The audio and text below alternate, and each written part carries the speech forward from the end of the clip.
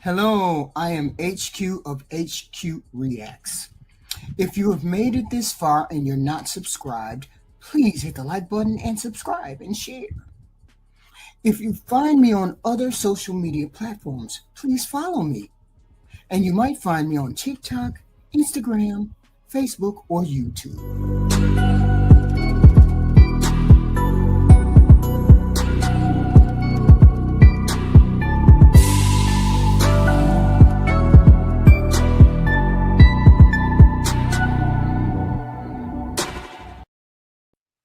Hello, everybody. This is HQ. Today is our marriage letter series, where we hear about letters or read letters, and then get some advice on being married, whether we're male or female. And we hope we can get participants for that, right? Because a lot of people want to be married, right? A lot of people want to be married. A lot of people want to be in marriage, want to be in relationships, right? And most of the time, we want to be able to, navigate through that, because a lot of people have weird situations, unusual situations that they come into, right? And so there's a lot of people who are out there who don't know what to do, who don't know how to navigate relationships, who don't know how to deal with other people, even though they married these people, which is the weirdest thing I've ever heard. Not knowing how to navigate your relationship, even though you have been married. And believe me, that's the reason why a lot of people don't stay married. A lot. I don't know why they don't want to be married. They want to be, no, maybe they don't want to be in relationship. No, maybe they don't want to be married, but they want to be in relationship. So you might as well get married because you're in a relationship. I mean, if you're going to be with a person and stay with a person and do all of that, then you're going to be acting like you're married. So you might as well be married, right? And we hear people say, oh, well, we don't want to get married because she might take my money. Most of y'all don't make enough money for a woman to be taking your money. You only make an average of $50,000, $60,000 a year. So if you only make a average of $50,000, $60,000 a year, there's no money for her to take. And marriage only really benefits poor people, because two people who put their money together can make a whole lot of things happen. When two rich people get together, you got to hide your assets. You're afraid somebody's going to take your money. You're afraid this is going to happen. You're afraid that going to happen. The two people that benefits the most from marriage are two poor people who get together and maybe build wealth together, and hopefully stay together and raise children together, right? I'm not saying rich people shouldn't get married. That's not what I'm saying, because rich people should get married if they want to get married. But what I am saying is the only people that get benefited from being married, seriously benefit, who come up seriously together, if they have a focus, if they have a plan, is two poor people. And poor people, I mean two poor people, meaning both of y'all make under $75,000 a year. Okay. In this economy, $75,000 a year ain't a lot of money in this economy. And it's going to get even worse. It's going to get even worse. I say bye-bye to all them small business owners, because all of y'all about to go down the tubes for real. So poor people hang on for dear life. If you can get married or you can get into a relationship and then share expenses, do all those things, I encourage it, especially if you're poor. Go home and live with your mom and dad, help them out. They helping you out, pay a bill or two, help them somehow, some way. Move in with your sister, do something. So if you if you're on the poor end of the scale and most people are under 75K, you on the poorer end of the scale. I'm saying, yes, I'm saying 75K. I'm saying 75K and I make 75K and you make 75K.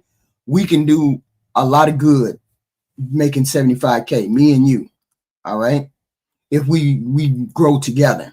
But marriage benefits poor people the most because now you need another person with this economy and y'all live better together. I'm not saying you gotta get married, but I am saying two heads are better than one, specifically if you making 60 and they making 60.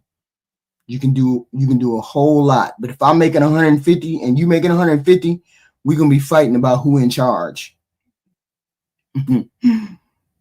Shit, these women these days, shit, y'all gonna be fighting. Shoot. So I recommend if you're young and you're poor and you can make it build together, you can build stuff together. Hey, make it work however y'all want to do it.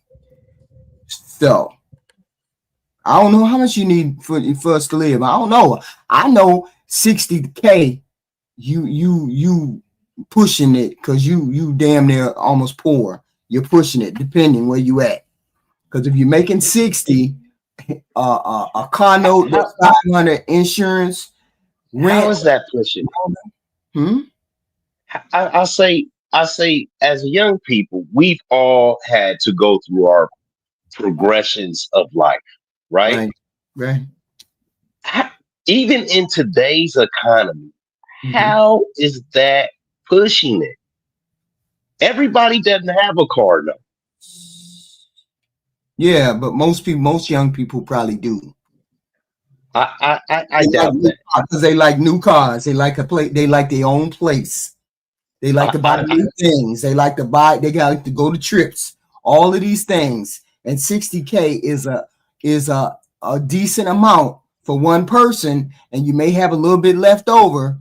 But two people who make 60 and 60, you can do some serious investment. You can do a lot of things when it's two of y'all and y'all make 60.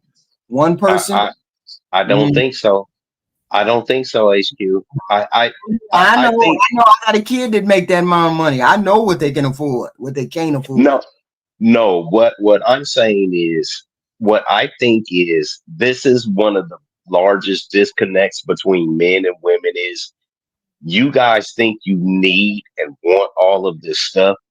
60K, especially for a single man, 60K is a great amount of money. That's plenty enough money for a single man to do. 60K is you can take care of a lot. It doesn't take 60K to live. You can live on about 30 or 40K a year. I don't understand What do the you mean on 30 or 40K a year? That's not a I, lot. That's not that you can live off that. I'm not saying you can't. I'm just saying you're not doing a lot. You're not doing a lot with 60K. You ain't doing a lot with 60K. You take 60K and doing what though? but these young kids, the things that they want to do, the traveling, the I eat out, got I the I Uber, have six the car. 16 children that I have raised. Uh four four of them be the older ones. Four of them make like 60K and above. The rest of them live great being estheticians and all that bullshit like that. You don't need that much money. I'm sorry. You, You don't have to go on trips and vacation that's not the every point. year. Point, Black America. It's only 60,000 a year. Is only like 1,000, maybe 1,050 a week. A Yes, thousand a that's week. six. That's it. Is $5,000 a month. It does not take $5,000 a month It's to about live. 1,050 a week. Your rent, Yes. $1,300. That means you got to save one check to help you pay for rent. Then you got a Hmm. car note. Car note maybe 500. Then you got insurance, maybe 200-300. Right there alone, that's $2,000. You only make X, Y, and Z per month. Okay, so then you have $3,000 left over for the month. No, you have 2,000. Then you got to eat. Then you got insurance. Then you got I'm going to eat out. Then I'm going to go out and party. Then I'm going to buy clothes. Okay, okay. I see what you're saying, and that is just I don't know. Maybe because I got 9 boys and 7 girls, Now right? y'all know a 24-year-old girl or boy ain't trying to live under their means. They got all the time in the world to do what they want to do with their money. You know, and I know they eat Uber out for days all the time. I'm going out. I'm going to eat. I'm going with my boys. I'm going here. That money, that $1,000 go real quick. So Yeah, ask for their I don't means. think so. I don't They think ain't gonna so. live under their mean. Kids ain't gonna live under their mean. They don't understand the sacrifice of that. They know is they making X, Y, and Z, and they spending all their money and they paying their bills. They successful. They I successful. don't. I'm not saying they can't afford it. I'm saying they're not gonna be. Let me put $1,000 back every month unless I want to I don't. buy. I don't know any young people that live like that. That's all I'm saying. That's it. It might just be me, but I don't know But I'm any not. I'm young not. people that You live like arguing that. about how much money is? I'm saying two people together can do more than one person. And if you want to live very well, if you're in a relationship, you could possibly have more of a savings, more of a plan if you did it together. And even if you're older, maybe there are people there, I don't know, 40, 50, only make 60K. There's plenty of us out there like that only make 40, 50K. And you have a lifestyle. I own a house. I own a mortgage. I got a yard. I got a car. I got all this other stuff. Yeah. So I'm Mm. saying you can live, but how do you want to live? I think That's you got to Yeah, establish the baseline. right. Right. This, I mean, depending on where you live Mm-hmm. and the cost of living for that area, like New York and Wisconsin is going to be totally different. Mm-hmm. So to have this conversation about like what it takes to be able to live the kind of life you want to live. If you a city person and you like nightlife and stuff like that, then your cost of living is going to go up. But I, if you a I said homebody the and stuff like was that, then I just put rent down as 1,200. Am I out of the rent? I don't know. Because if it's 1,200, I only know 1,200 rent in places like rural Atlanta. I yeah, you it's know going like I don't outside know. of Savannah, it's up there like that now. These apartments and stuff like that, it's like 1,200. Mm. And So I'm I mean, you're saying, not in the city, right. Two so people. I'm looking at two people, and y'all like nice things, not exorbitant things, but you like a decent size apartment or a house. Oh hell yeah, I could see $2,000 easy on rent. But I was just trying to be generous with that 1,200 because I have never seen rent so high because I don't know how much rent is. I don't know, but you making 60K. Oh, it will definitely benefit you to see if you can make two incomes work together. Hello, everybody. Everybody came in. Everybody came in. Thank you, Jay. Thank you, Black America, for hitting the stage. Hitting the stage or hitting the panel. Let's get into our first letter. It ain't that long. What would we do? I'm questioning my husband.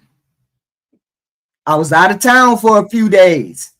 After I got back, our 6-year-old son casually mentioned that daddy's lady friend was at the house while I was gone. It's the cleaning lady. I asked him if he saw them doing anything, and he said nothing. I asked my husband about it, and he was about to deny it. After I mentioned our son, he slowly changed his story to just a co-worker dropping something off. He says it was nothing, and I'm overthinking it, but I can't shake the feeling off, especially since he wasn't honest with me right away. What should I do? Wow. Okay. I don't know. What do you That's think? hilarious. That's hilarious. I know why a man who is not guilty of doing anything would lie, though. Because he don't want to have that conversation. Well, what conversation would he be having? Sometimes it's just easier to just say no. No, no one, nobody here. Trying to explain a whole bunch of other stuff. It's like, oh my God, man. Yeah, trying to explain something like that. If you're not in the position for that, trying to explain something like that could be very funny. She said, so if a coworker came over, why didn't he say it was a coworker prior? Why does he have to say anything? I just brought it. I just told you why. Because he don't want to have that conversation. Yeah, he doesn't have to say anything. Even if he's not doing anything, say a coworker dropped something off at the house for him or whatever, and I don't know if this is the case or not, and nothing happened. She just stopped at the door and they yeah, I appreciate you for dropping this by, yada yada yada, and the son sees it. Oh, daddy's lady friend came to the house. Is like, oh, was somebody at the house? No, I ain't had nobody at the house because I didn't have nobody at the house. Somebody dropped something off. So here's the thing. He's a 6-year-old boy, and he says daddy's lady friend was at the house. Not lady's friend came to the door. He said lady's friend is at the house. Now, he's too young to understand the subtle difference of that. When the 6-year-old kid says the friend came to the house, that lady friend, that lady friend came in that house. Do you think, okay, so I got a son that's 6. My son just turned 7. Mm-hmm. That boy can talk. He talk just like his dad. Just guy going. Mm-hmm. If I got a female friend that I'm doing something with, you think I'm bringing her around the house during the daytime when my son is awake? If she out of town? I don't know. He not a baby. He's a kid that can observe and talk. So why would I do something with my son home? That would have to be the stupidest thing ever. You know how many stupid people on this planet? I know. I'm just saying though. I'm just coming from logic. I'm saying you really can't tell one way or the other. And if you're in a solid marriage, you need to take that word of your husband, of your spouse. You need to take that word of that spouse, because you don't know what's going on. You have no idea what's going on. Yeah. So I would take the word unless my spidey senses was up for grabs. Have I done anything in the past to tell you that I was doing something unsavory? Right. Then you should take if I say it wasn't nothing, then you say okay and keep it moving. So but the problem is how many women are going to take that as law, Jay? Mm-hmm. Right. 0.00. But here's the thing: 0.0001%. Okay, let's turn it around and let's say he did do something. But she don't know. But the son knows. You gonna pull your son into your bullshit, or you ain't gonna do it? Or you gonna what? I put him on the payroll. Hey, you got that? Whatever game, GTA 6 coming out soon, right? You want that, don't you? Why would you do that why would you pull your kid into that though? Them all grade 15s come out next month. Because some people would pull him into it. So I'm saying, why would we pull our child into it if it's the truth? But then again, I don't know whether I would tell the truth either, because I wouldn't have a coworker. Well, you know what? I don't know. Maybe he should have thought about that before he had that coworker come over. What would it Maybe it's look the coworker that coworker that he know she like him. So he's like, whatever. She, oh, I'm I make that mean pecan pie. I'm gonna bring you over one. Girl, you're gonna bring me over no pecan pie. I will. Raquel says, why was she there in the first place when she knew I was out of town? Why was that female coworker there in the first place when she knew I was out of town? Because she's trying to make moves and he's like, no, I'm good, but I am going to take that pecan pie or that sweet potato pie. I am going to take that sweet potato pie. Yeah, I don't know. I don't know, guys. I think this could be a problem because it's like, Jay, if you go over one of your homeboys' house, right? They say, hey, yo, meet me at the house. I'll be there in a half an hour. Do you go inside the house or do you sit out front? Right. If my homeboy, it depends, because you know how we is. I know you ain't ready. You told me, so I'm having to come in because I'm not about to sit in my car. I'm about to come in and hop on this game real quick or do something. But so the thing is, it's a little bit different. If the man is not at home, another man shouldn't go in the house, right? Just because female and another female shouldn't go in the house either. Right. But if it's a woman, things are different. Maintenance men come to the house, and stuff like that. I understand, but I'm saying if it's a woman, just because of safety and because of the way things look, nobody is going to force a man to do anything. Mm-hmm. So for a man, it's one of those double standards that people hate. But yeah, for a man, it's okay. A woman can come up in here without no problem. It's just one of those double standards. And he probably looked at it as insignificant. Us guys, somebody was over here. Oh, nobody was over here. Oh, but so and so said, oh, okay, yeah. She dropped by for a second, telling me some stuff about work. It's insignificant to us. So I could see it actually slip in his mind. I could see it slip in his mind. What she said was he changed his mind after she said, my son, your son said he saw their son. Because he forgot all about it. It was insignificant. Okay. I would wait for another thing to give me a red. I would wait for something else that would give me a red flag. I really wouldn't act on this or say anything about this. I would wait until something else triggered something else. And then I would have have this little piece of the puzzle. Remember that time I went out of town and you said X, Y, and Z? Is that X, Y, and Z? Then I would do it. Other than that, I would just forget all about it, just like that, and keep moving. I mean, I see your point of view. He probably forgot all about it. Maybe it wasn't anything big, but then he should let his female coworkers know you can't be coming over here, and my wife is not there. So, Raquel and damn chat wilding out. She wilding. She saying, "Oh hell no, you ain't finna gas like me. I know what time it is." Oh, hot grits, hot oil. Hot grits and hot oil. Y'all, what she wilding. Scenario number 2. Question for the men. If your wife is upset with you about something you did, do you want her to tell you? If your wife gets upset over something you said or you did, let's say it's something trivial, who knows, something you didn't do intentionally, but nothing major so far, but you getting a silent treatment, would you prefer her to keep it to herself and let it blow over?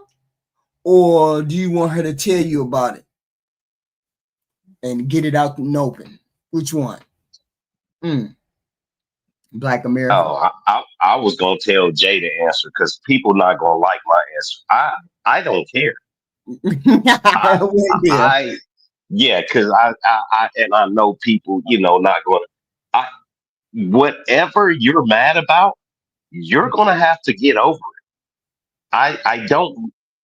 You can be upset about anything you want to be. I don't want to hear about it. I'm sorry. I'm not. I'm just not that emotionally invested into your feelings and why you could be upset with me about anything. If you don't like it, leave. Wait a minute. Wait. Hold People. on. Hold on. Black America. We are giving advice to younger generation, not you. We get you won't give a damn one way or the other. We talking about somebody who first is starting out in this marriage. They want to have this marriage. They want this marriage to last. We Okay, understand so both of you. I understand that. So here's the premise behind it. So me and you are married, HQ, or we got together. You get Mhm. upset about something. So I acquiesce. I go around, oh baby, what's wrong? Kissing your ass. I'm, buying you flowers and so now boom. Now No, no, you're no, in no, the no. lead. This is where you don't Hold know. on. This is where you don't know you made me Hold upset. You don't know Hold you made on. me. You said silent treatment. You said silent treatment. So if she's giving you the silent treatment, you're not only getting the silent treatment, you're getting nasty cuts with the eyes, you're getting stares, you're getting No shit cheeks. slammed, you're getting no cheeks, you're getting slammed around the house. This is what I'm telling you. These are the things. It is a progression of things that happen to men, right? We have all been through these things. Mm. We start acquiescing to you, and from then on, every time you get upset, every time you as a woman get upset, we have to get back on this merry-go-round. You can get upset anytime for anything, and that man or young man is going to always have to try to come back to the table. I say nip it in the bud very quickly. Hey, fuck you. I'm tired of it. We just Nip said it in the we are trying to stay married. We ain't trying to be. Yes. This Yeah, is how you you end can. up being divorced. I'm telling you right now. If I'm a young woman and you come to me and you say that, you say something crazy, like you say something way out of ordinary or whatever, and you upset me, I'm not Uh-huh. gonna give you the silent treatment. I'm not gonna give you the silent treatment. I'm gonna tell you right up. This is what you did, and it's irresponsible of you to say that in the middle of this Oh, marriage. there you I'm gonna go. say that to you. There you go. So you just proposed the silent treatment. You propose she's upset. Do I want you to tell me this, that, and the other? Right. Listen, if I did something to upset you, I am going to know that I did something to upset you. We're not stupid. Right. And when you guys are upset, it's obvious. Like I said, you guys don't know when we're upset. We know everything about you guys when you're upset. It is a complete difference. So why We wouldn't you address it? Why wouldn't you address it if you know you did something to if you know you did something to upset her? Why wouldn't you address it? Once again, how do you know what's going to upset? How do you know you did it if you don't know what you did? That's what I'm saying. That's a part of the letter. The letter says, would you prefer she keep it to herself or tell you that she's upset about what you did? Which one do you Yeah, want? yeah. So, and like I said, that's not for me. It's for Jake because I don't care. Okay. Yeah. I'm gonna say that and I was talking to my sister the other day when I was just back home. Um a lot of women need to adapt that Claire Huxtable in them. Hmm. That femininity, that poise, and you learn how to address certain situations in a way where you can get what you want and your man won't feel defeated. That's the power of femininity and Mm-hmm. that and being that and saying instead of snapping at the neck and doing all the craziness and talking down to him and telling him what he did and why he made you feel a certain way, Right. the approach, if you and this could go any different type of way. Say your man is laying on the couch watching TV, you go up and just start rubbing his shoulders, or you hold him and embrace him from the back, give him a kiss on the head, or you make him a sandwich and some chips and bring him a beer or something like that, and just say, and oh, thanks, babe, and then just kind of wait and just sit in the moment for a little bit, and then kind of just ease it in on him some kind of way, So it depends. you're saying address that. You're saying address. I'm saying address it because it's obviously made you feel a certain way, right? Enough to where you want to bring it up. I believe it should be addressed, because if you bottle it up, it doesn't make it go away. I mean, putting it in my pocket don't make it go away. It just turns into a sort of resentment down the road, and then you got all of these little stopgaps that happen throughout the months and weeks of the relationship, and then all of a sudden you running back to something that happened 2 months ago. Well, remember when you said I was ugly? Remember when you said you remember how you said I would be nothing but a useless hairdresser? Yeah, there you go. So that came straight out the back of him holding his resentment in. That's what he said to his wife. So and I'm saying he won't know if you don't address it. So he might continue to do it. Right. I mean, see, I'm not one of those people that I'm not going to give you the silent treatment. I'm gonna come directly at you. I would like to address this issue because you said that I wouldn't be anything other than a waitress if you had not married me. Now, I would have been like, now you made the decision to marry me. I resent the fact that you bring up my old profession. Now, if you weren't comfortable with that, then you should have told me before you married me. Now I feel some type of way. Now I feel as though you have some kind of resentment towards me because of what I did and how I came to you in this marriage. Now, if that's going to be the way it is every time we have a fight, you want to downgrade me or denigrate me, then I think we need to have a discussion about whether we need to stay married or not. Because that's not a way that I talk to you, and you shouldn't talk to me that way. See, I'm going to be direct. I'm not going to let you run in the corner and say. But that's not going to help, HQ. Let me tell you why that's not going to help. How? Every man, when we meet a woman, we want to have sex with you, right? Let's just go baseline right there. You guys can't help us fix our cars. You guys aren't doing anything that guys like to do. We want to have sex with you. Now, once we see we have sex with you and we like you, then we start to say, is this a person that I can deal with in my space? Now, if you can deal with this person in your space, this is just being honest, right? This is the problem with men. Who can't be honest. We need to see if we can deal with you in our space. Now, if I can deal with you in our space, I can take your little crazy quirks and your dry sense of humor and all of this shit. Women be thinking they funny, and sarcasm and things like that. If we can deal with that, then it can progress on from there. But the problem is men start lying to themselves and they lie to the women because, oh yeah, I like it when you're sarcastic. Men hate sarcasm, especially from a woman, because it makes us want to fight. Men hate stupid jokes that women do. Men, once again, we don't like the ballet and we don't like the opera. We go because we say, I know if I give her a good night, it's going to lead back to some sexual activities, or I'm gonna get a pat on the head for being a good boy. Hold on. Your story. Hold on. I gotta ask this. Why do you feel as though a back and forth or a compromise or anything like that means that you're compromising yourself as a man if you do some of the things that she wants to do in that relationship? All the things that you're describing is a part of a relationship. I don't like your fucking basketball. I don't like you fucking being sitting in the chair all day watching goddamn football. I don't like you fucking being on a motorcycle when you can kill yourself. I don't like you fucking hanging out with your boys drinking beer. But we do that as women. So why is it that you feel doing the things that I want to do as a female that it's like you doing something out of the ordinary, or you feel as though you shouldn't compromise and do those things the things that I want to do or the things I find pleasurable to do, you say, oh, that's some bullshit. Women do that shit. We don't That's fucking want to do what you do. that's a We don't great want to, question. but my whole point is we don't fucking want to do that shit that you do either. But we That's do it. a We hang out that's with a you because we that's care a about great you. We question. love you.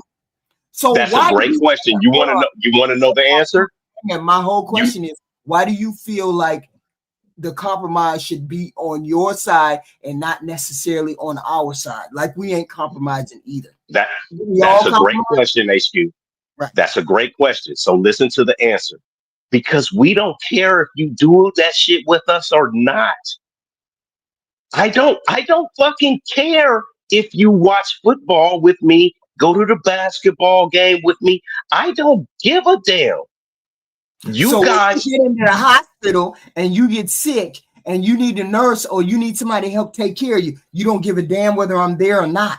Yeah, you no, do. You that, do care no, if I'm no, there. that's not watching a football game. That's not that's not being at the Yeah, yeah. basketball game or the car show.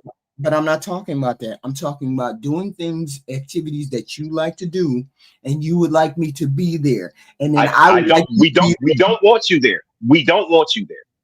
That's the first misconception. We don't want you there. You guys want to come.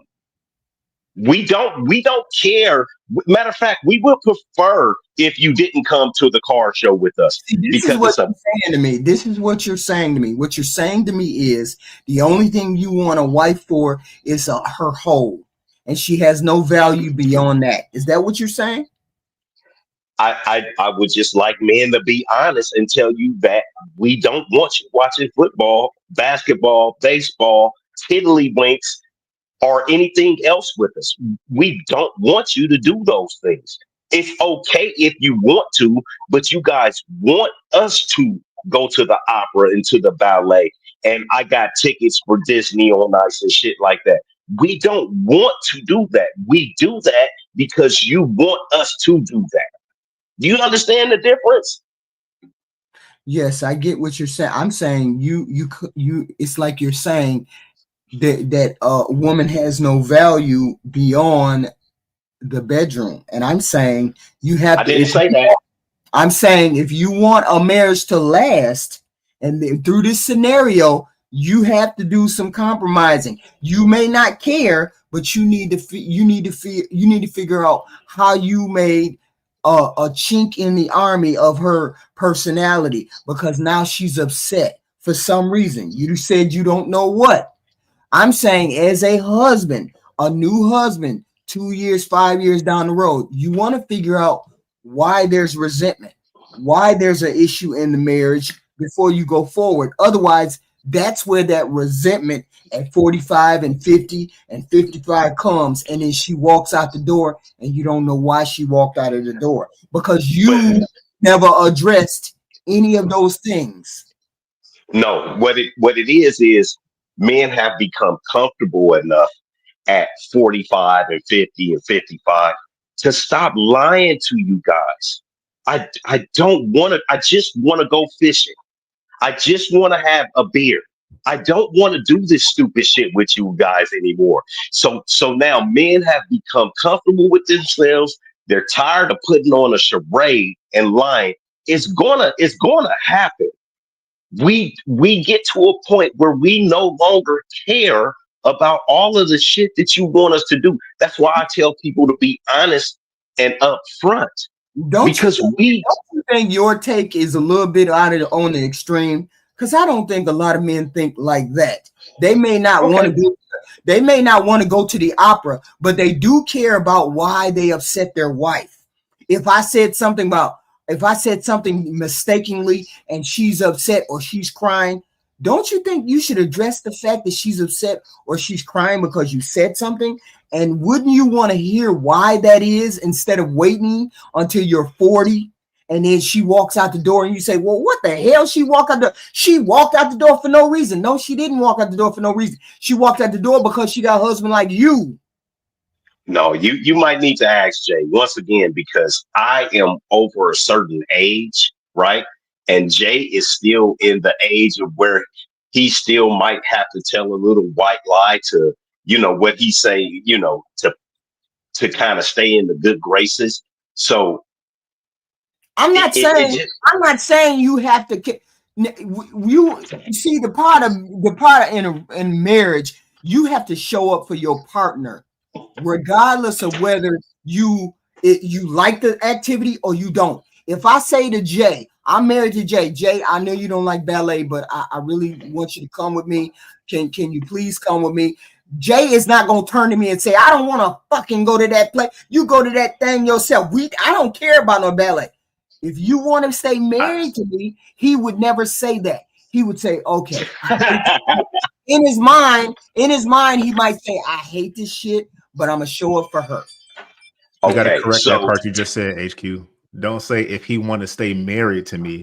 Say you see what I mean? If you know what I'm saying? Loves me, he would make that compromise. I'm not saying fall asleep in that instant. I'm not saying get a divorce in that instant. I'm saying in a general term, if he still wants to be married in a relationship and do and compromise and have these things, he's going to show up for me. If he still wants to be married to me, he's going to show up and do those kind of things, just like I would show up for him in other ways.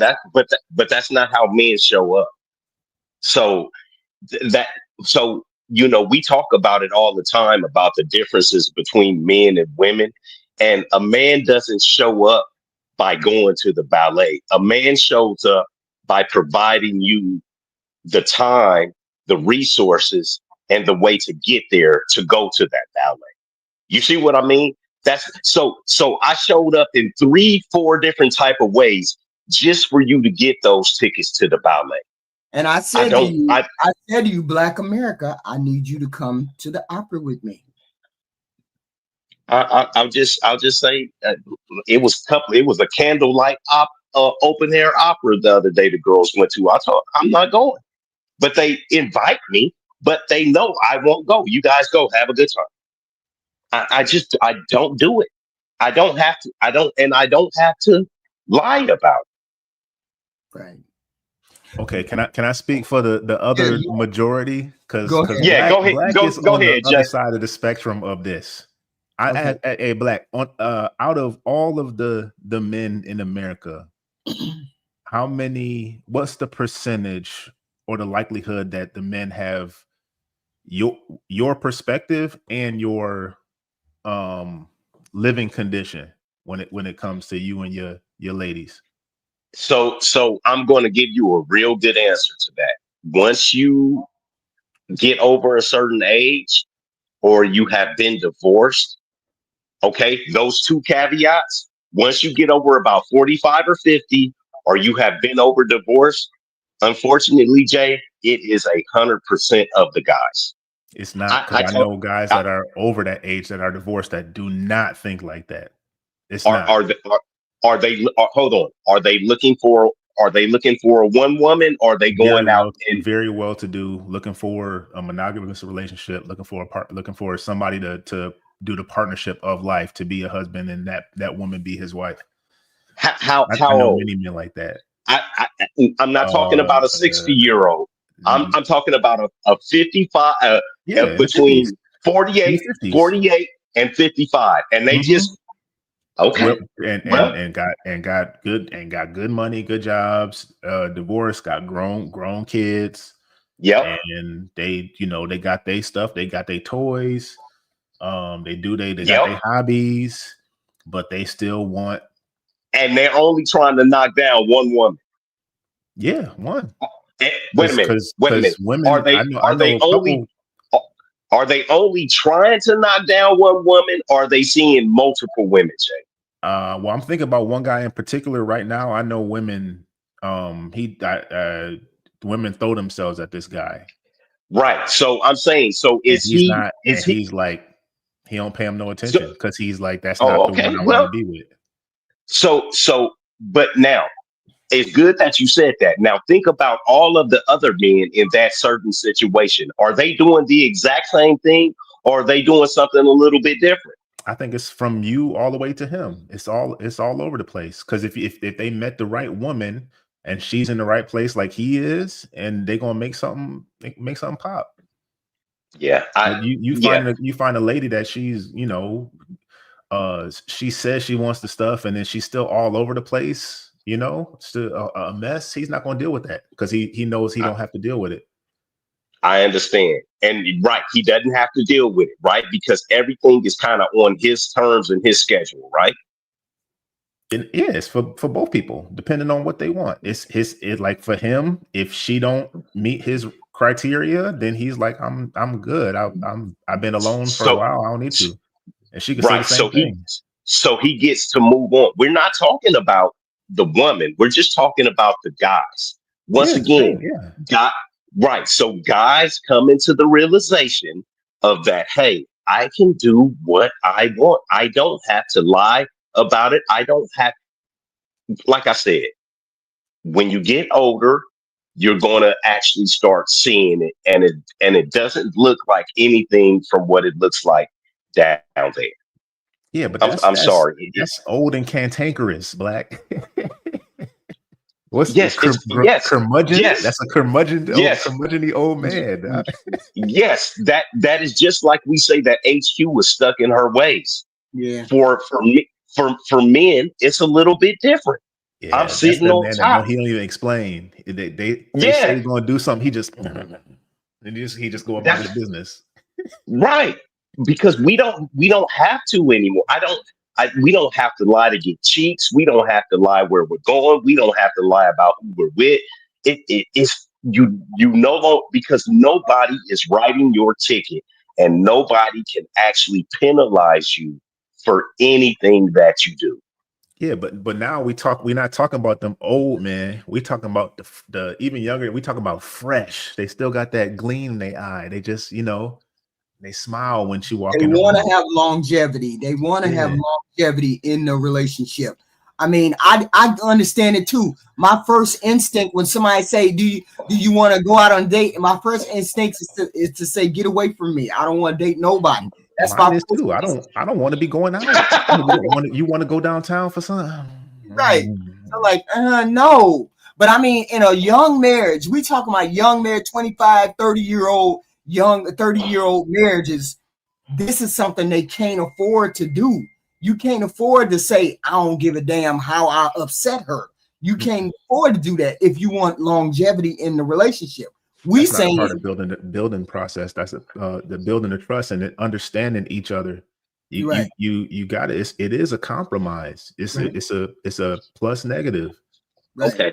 And the more you compromise with that person will allow you to Hey, collaborate with them and I better. understand that. Right. Okay.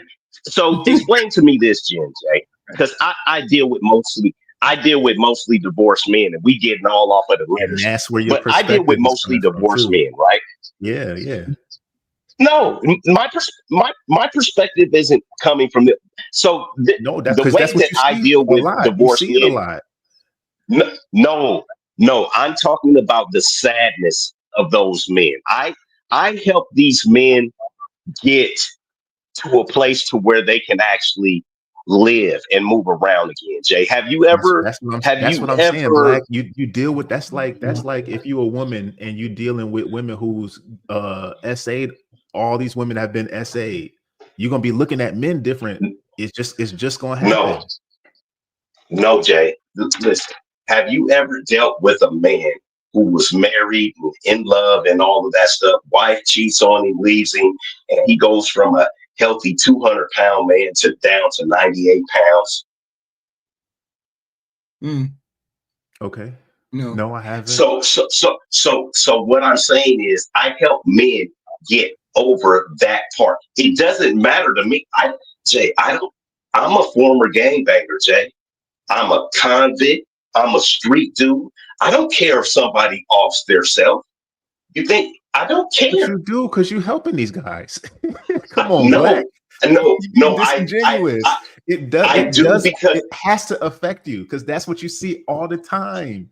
That's like when no. somebody that's what shell shock and PTSD is, man. Right. That's what happens to people that live in the hood with a mentality that this just how we live. This how we get down. It's the same. I've been working on cars since I was 12 years old. Also, Jay, it doesn't matter to me.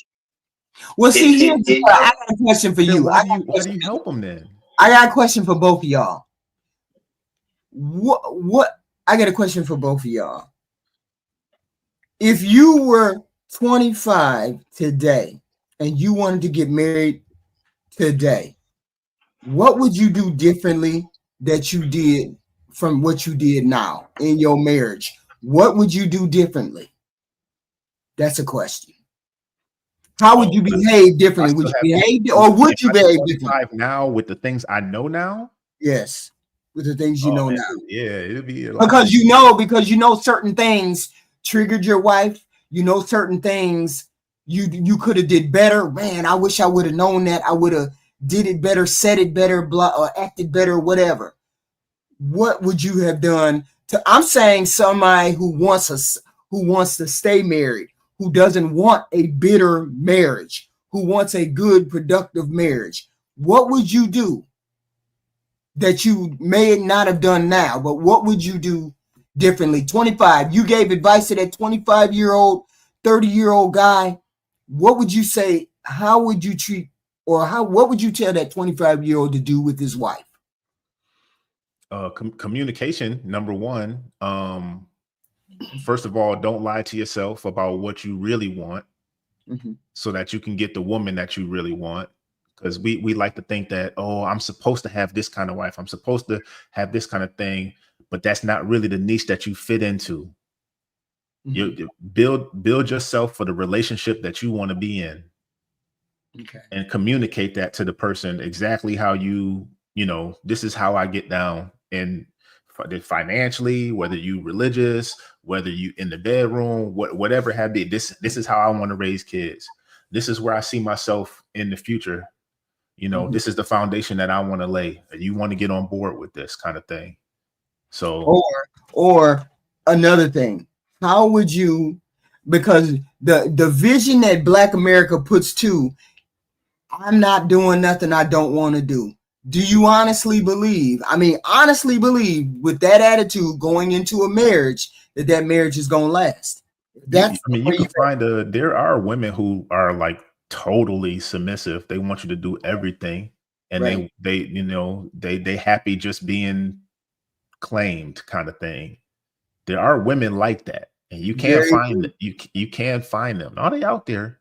They out there. I believe they out there. Find them. But okay. I don't get satisfaction from that. I want a complete woman. I want a woman to be complete. Oh, what do you mean? I want her to be submissive to me, but I also don't want her to be just whatever food you like. You don't want that. I don't want that. I don't want that either. So Jay, how long you been married? 18 years. 18 years. Yeah. So my first answer, it ain't easy. It ain't all sweet. I ain't going to say I'm over here doing the best ever. No. Right. Yeah. So, and I understand that. But the one thing you can't do is look her in the eyeball and say, I don't give a damn whether you hurt or not. That's the one thing you can't do and expect to be married for a long time to a decent woman who's going to treat you decently. I didn't say it like that, HQ. But so my first answer is, for one, you need to be honest. You always need to be honest, right? With yourself and looking at the person. We all run simulations and we're going to have a picket fence or we're going to do this or do that. You need to be honest. You need to look at her mama, see how big she going to get. All of these things are, Jay laughing. All of these things. That's a part of it. That's a part of it. All of these things go into it. And the problem is people don't understand or young men, they just see the right now, the right here and the right now instead of looking at the future. So I would tell my dad helped me a lot.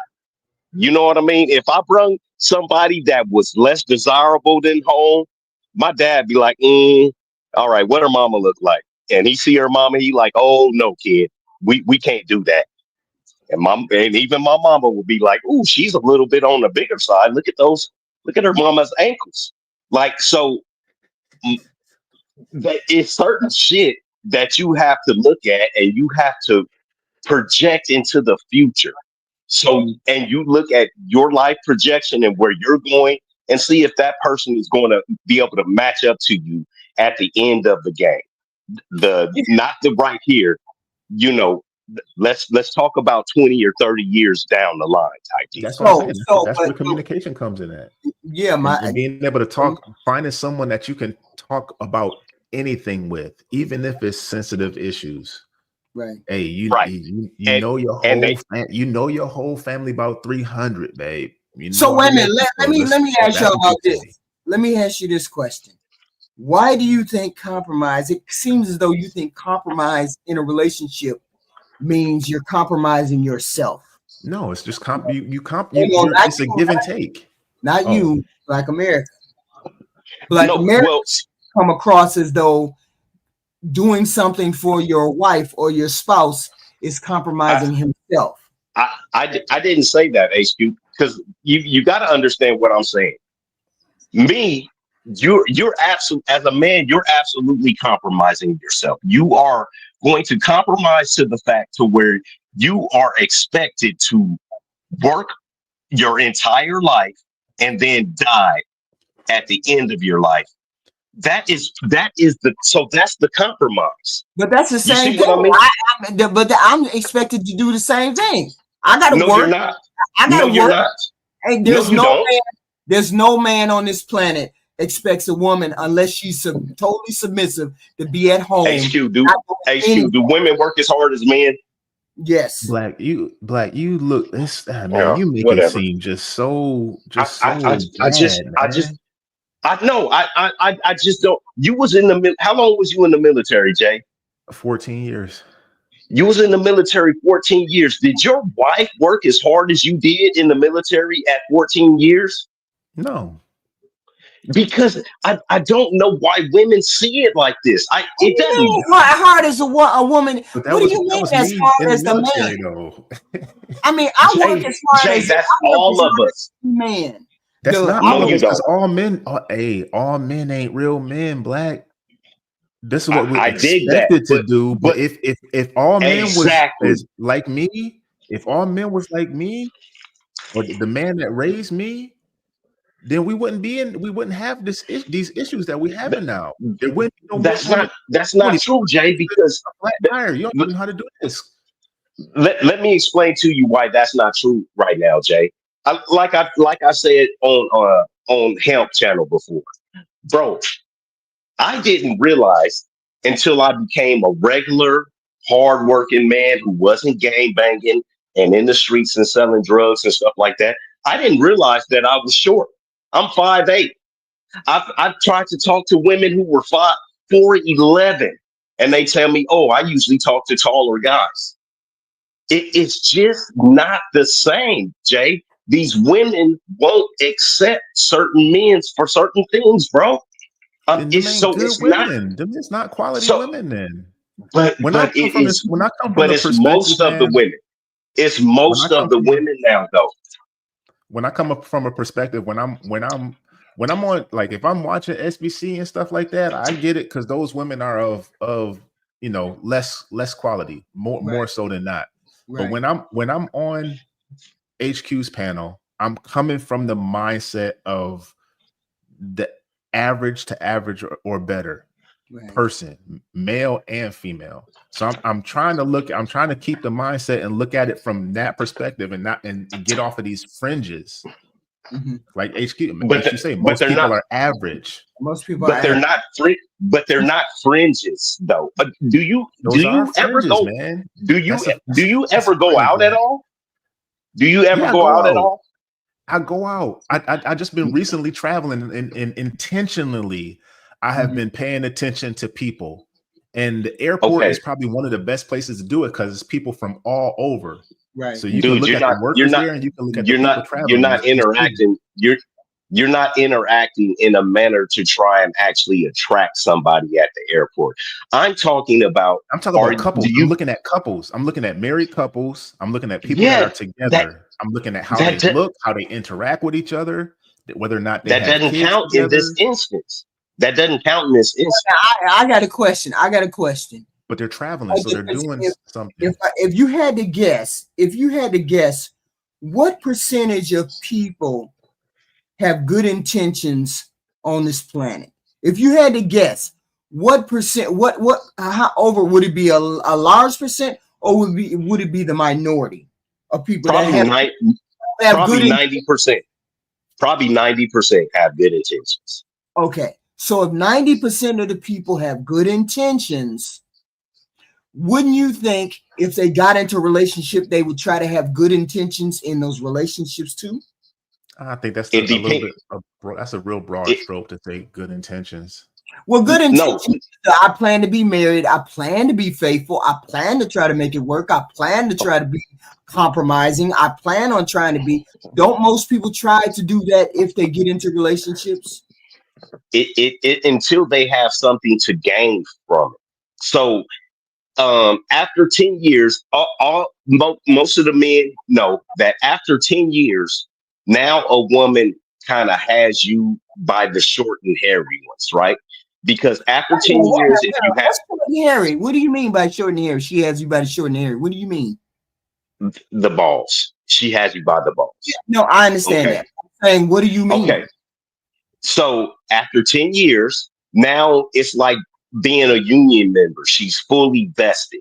Now she can get the alimony. Now she can get all of the spousal support. She can, but it takes 10 years to get that. So To are you get to that saying I point. should start treating her shitty because she has that advantage? Is that what you're saying?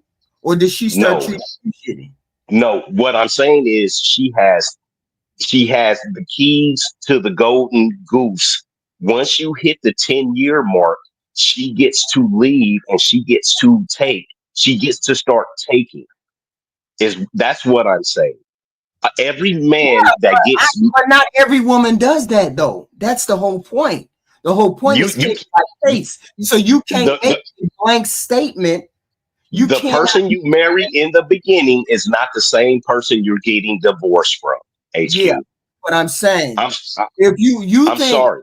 I'm saying if my husband was alive today, we'd still be married. Yes. Why? Why? Because I understand people have different things they bring to the table. He brings a very rugged personality, but he understands that I am flighty in the way that I am, and he Right. accepts that. He doesn't. He could put up with your bullshit. But he doesn't go into the garage and say, "Fuck, I can't stand that bitch." He doesn't do that. He You don't understands. know if he did or didn't. But the whole point was he was willing to do what he needed to do in order to keep me around, just like I did what I needed to do to keep him around. Yes. So I'm saying Yes. the way you speak, you're not willing to help somebody stay around. No, that's not what I'm saying. What I'm saying is, just like I said before, men are willing to stay forever because of duty and honor. We're willing to put up with your bullshit, your flightiness. We are willing to do all of these things as long as we can get a sandwich made or have sex saying, or something like that. And I'm saying you also have to do work too, Black America. You just can't stand there and do what you want to do and expect her to be the person that does all of the bending. You can't, she just can't be the only person that bends. You have to So bend. so you don't think men bend? Standing there and going to work for 30 years is not just bending. That's not bending. That's just going to work for 30 years, Black America. You have to engage in Okay. relationship. You have to engage in conversation. You have to engage in compromise. You have to engage in talking to your spouse. You are engaging every day. You with HQ, do you realize like the way you look at even the cost of living and the way that a man looks at the cost of living is completely different? Do you realize that?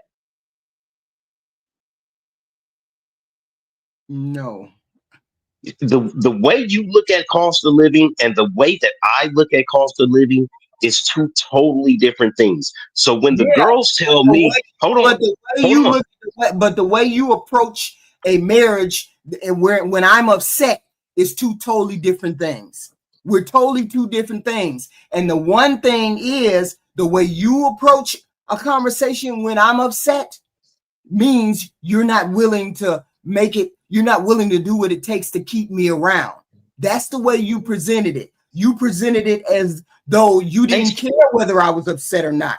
You No, I cannot don't. have a marriage But and you act like I'm around. You act like I'm screaming and yelling and flipping shit over and breaking shit. no, I'm not doing any of those things. yeah, but you said you just gonna have to get over being mad at me. Skip, were you mad or not? Nobody wants to be married to a person that doesn't concern themselves about why I'm upset. What if you're upset? You would want me to at least address something that upsets you.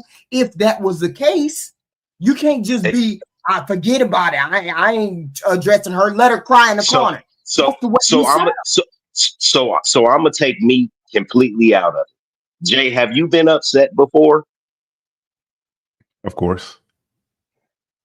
What if your wife did something and you're upset? It does she come back and totally make it right with you? She's pretty decent about apologizing. What do you mean by making it right, though?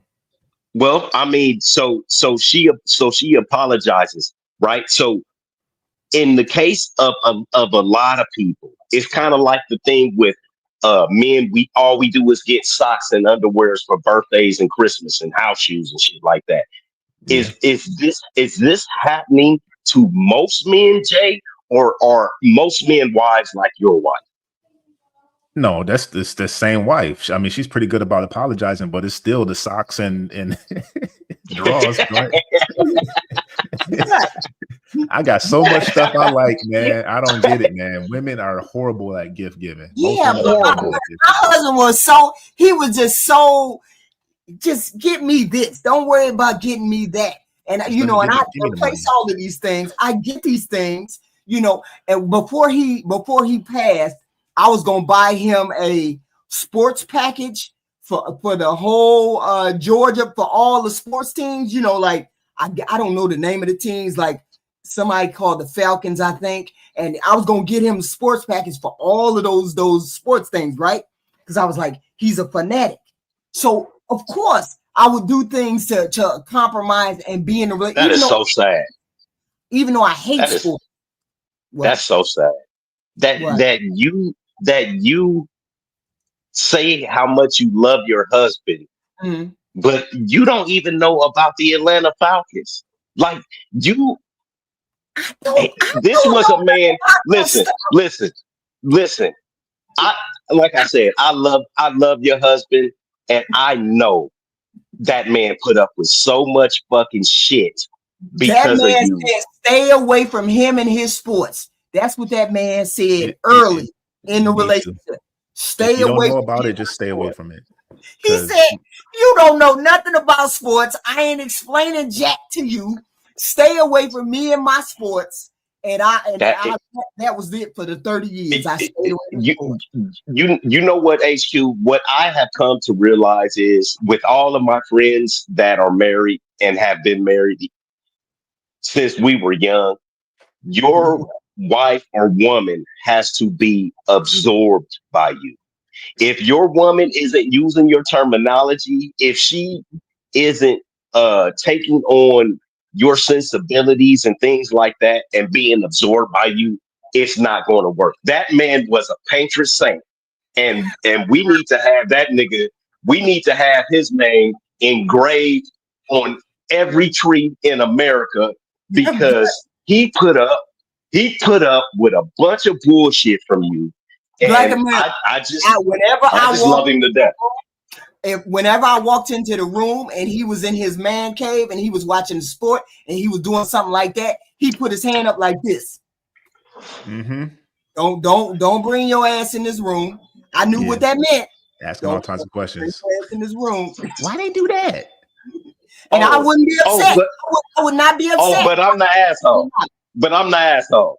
Oh, that's not what we're saying. I'm not saying that. I'm saying That's the compromise. That's the compromise. So That for him to be able to do like this, and for her not to get, who you waving your hand at?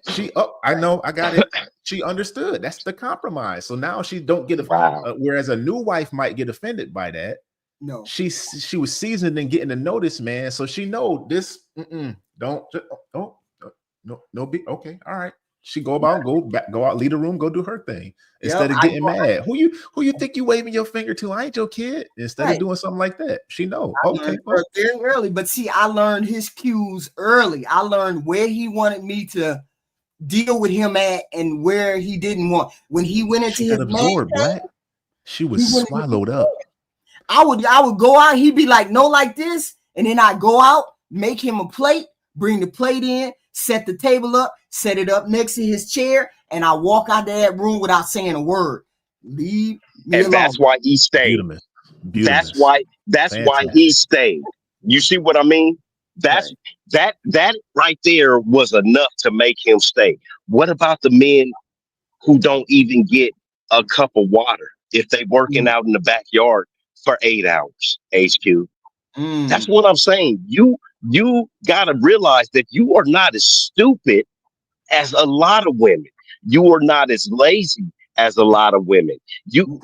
Are you like the typical woman? You have to look at yourself like when you're on that SBC and say, am I like these women? Are these women like me? Those women are typical, HQ. You are not a typical woman.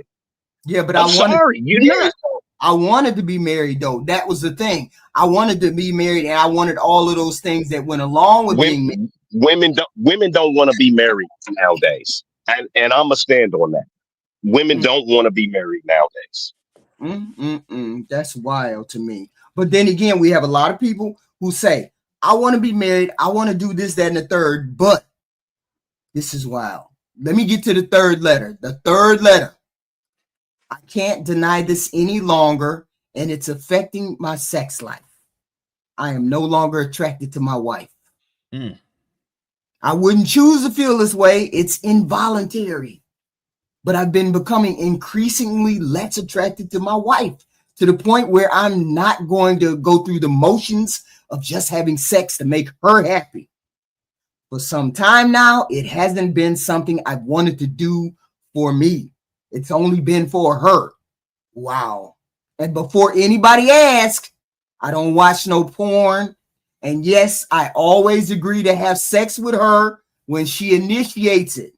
But I don't feel attracted anymore. There is no spark. I stay because she's a wonderful woman. She is still my best friend, but I don't know how we will feel attracted to her anymore. She has started to notice that. She asked me why I don't seem to be into sex anymore, and that's when I realized that I'm not as good at faking it as I thought I was. What do I do? I don't want to leave, but what do I do? He done pulled out and spit on her back. Ooh, this is right. This is rough. That's a rough one because I love it. I love it. This is just what I was just talking about. You need to look and see where you're going. Them fat ass ankles. Them church lady with salad-slated arms. You gotta look and see where she's gonna be. To be fair, he didn't say she was fat. He didn't say any of those things. This could be a multitude of things. She could have just said, screw it. She could have a bad attitude. Right. She don't exude it no more. Yeah. So you know what? Let me take that. Let me take it back. She could just be an asshole, and he just doesn't like her anymore. Can we actually blame that man for that? Can we, as people, blame that man for that? What does he do? Go ahead. What does he do? Black America? If he doesn't want to have sex with her, he needs to tell her what the problem is. That's one. and then he needs to ask her for what she think the solution could be. Because when you're in a situation like that, it to make it not seem so bad, it needs to make it seem like you are a part of the deal and the process. So he needs to ask her, hey, listen, I know you be wanting it. I don't want to give it to you. This is the problem that I'm having. What can we do to fix this? What can We we have to fix it. Right. But you can't because you were attracted to her. Now you ain't attracted to her. What the hell can you do to be attracted to her again? What can you do? That's why I'm sure this happens at some point. When you're picking somebody, you got to make sure that person has a good reign on their self-esteem, and they can course correct as shown through proof for themselves, and they're willing to take corrective criticism and take it and move forward with it, not just hear you say it and then kind of keep doing the same thing. And it's like those are the qualities you need to be looking for when you're looking for a partner for long term. So how do you keep the spark in the room? How do you keep the spark in a relationship? Can you keep the spark in a relationship? Keep dating and don't take each other for granted. Because attraction does fade at some particular point. It fades, but it may or may not go away. But what if it goes away? What do you do? And you got all of this. So that's a lie. That's a lie. I don't think so. That's a lie. We got to be attracted to you first visually, but then we got to stay attracted to the person that you are. Exactly. Well. So let me tell you something that women hate, right? And you women hate this, but you don't understand. What? Men, you look the same. Now, me and number one, we done been around each other, like she said, since we was 13, right? This motherfucker, she looks the exact same to me when we was walking around the neighborhood and she had cut off jeans that was rolled up at the bottom. Like, I can still see her right now when we was teenagers at that point. That is the same way only way I know she looks different if I see her in a picture and I say, oh, okay, well, she not 120 pounds no more. Now she's like 155 pounds. That's not bad, 155 pounds. But you guys look exactly the same to us. That's why men will keep their cars forever. That's why we compare you guys to cars, because a man, as long as that car is running right, a man is going to keep that car forever. He's going to keep changing the oil and the tires and getting the windshields and all of that shit. We do not lose attraction to you guys like that. You guys remain the same. The attitude, just like Jay said, the bitching, the moaning, the complaining, the yippee yapping, the ignoring us, the not giving us no buns. Those things are what make us lose attraction to you. Nothing else. So as long as she continues to be in the fit and the feminine mode, you shouldn't lose attraction for this woman. No. What I'm saying to you, look, listen to what I'm saying to you. I had a guy I talked to last week. Him and his wife went to the hospital. His wife had something wrong with her heart or whatever. I talked to him the next 2 days. He told me, when I talked to him, he was like, bro, I didn't know she was 300 pounds. And I was like, yeah, nigga, your wife is big. Been telling you that. Dang. He didn't know because he's still seen her like they was 19 years old. Right. You see what I mean? You up into something though. Damn. I mean, the whole point is, can you? I don't know how to address a person like that. I wouldn't even know where to begin, because sex is such a big part of being married. Sexual relationships, and for a man, what is he gonna do? Hopefully, by re-engaging with her, find out exactly what happened that turned us off. What turned me off? I don't know. I don't know what to tell a man who is not attracted to his wife. I don't know what to say. A woman who's not attracted to her, women are not attracted to their husband at various times in the relationship, but they still have sex because they understand a man is going to have sex. Most will, but when a No, they man don't. No, they hard, don't. No, oh, they don't. They they cut men off. Women are the ones who cut men off of sex. but This I'm saying man just said, they want to be in a relationship. We talking about somebody who wants to be in a relationship, not even just if they want to be in a relationship, they still, that's what sexless marriage is about. The I know a women lot of aren't them. just right. There's a okay. lot of So sexless we should marriages. tell him. So we should Yeah. tell him to just go without sex. I know people that's admittedly, this is me third party hearing it though, but this is admittedly over a year. So and ain't no health issues. I mean, there's health issues, but ain't no Right, health issues right. involved in HQ. that. Women can cut men off at the drop of the hat, and there is nothing that a man can do about it. What you There's gonna do? nothing. Yeah, there's nothing you can do about it as a man. What are you gonna Can't do? take it, and you You can't go gonna go somewhere tell else and somebody? get it. And Yeah. ain't nobody gonna listen. Ain't nobody care. Oh, you ain't getting And none. Oh well. don't nobody care. Don't nobody people don't care about men and their problems, HQ. We're, but Men go Ain't getting no cheeks, bro. right, you ain't get no chance. I mean, but we ain't on the woman. If this is what this wasn't a woman who wrote, this was a man who wrote. So what does the man do? As men, what does he do? It's kind of in the same line Y'all, because y'all talking about we got to try to engage her and do all this, that, and the third. What if no. engaging doesn't work? she got it. Okay, so like I said, the self-esteem comes with self-awareness.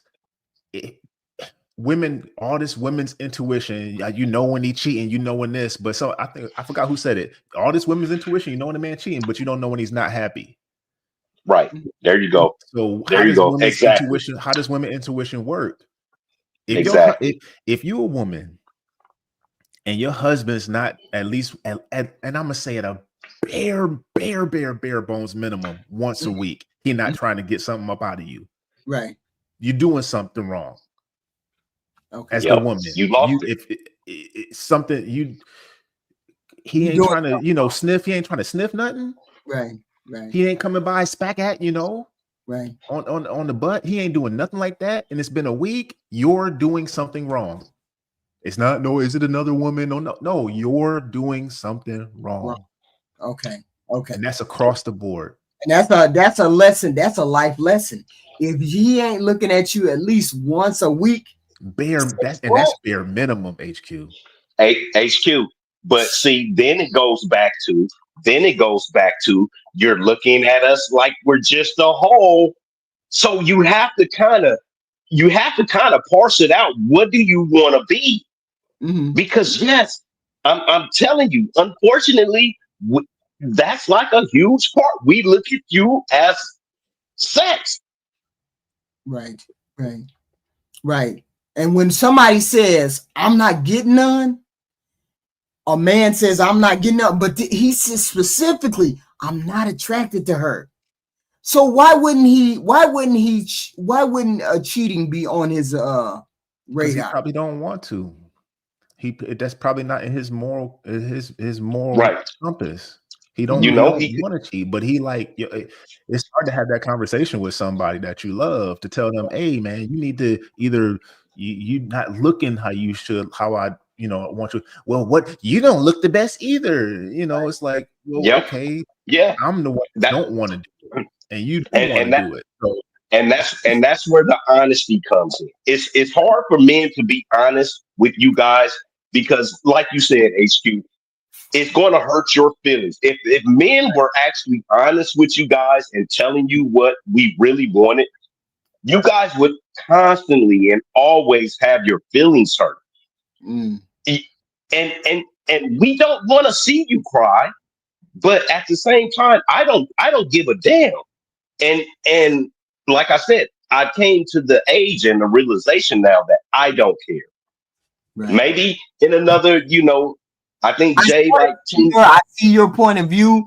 I see your point of view because we similar in age, and it's like I don't want to put up with bullshit. I just can't do it. I get it. We right there. I get it. But I'm saying in a young marriage, to say you're gonna have to deal with your own shit, and I'm gonna have to deal with. There's no way that marriage is.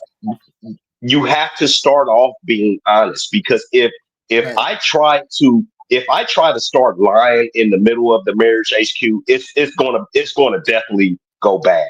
It's gonna go bad for you, and it's gonna go bad for me, because for one, men are horrible liars. Like, we can't lie for shit. Like, we'll So lie to ourselves. Are you saying there's never a reason for you to lie in any instance at all? Are we saying that? Are we gonna go with that, or are we gonna say there's little white lies? No, to me, it's never a reason for you to lie. This is the person you're supposed to trust the most. Why would you lie to the person that you're supposed to trust the most?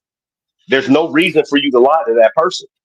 I think there's certain lies that, regardless of you telling like the white lie or whatever, it still won't betray the person's trust in you.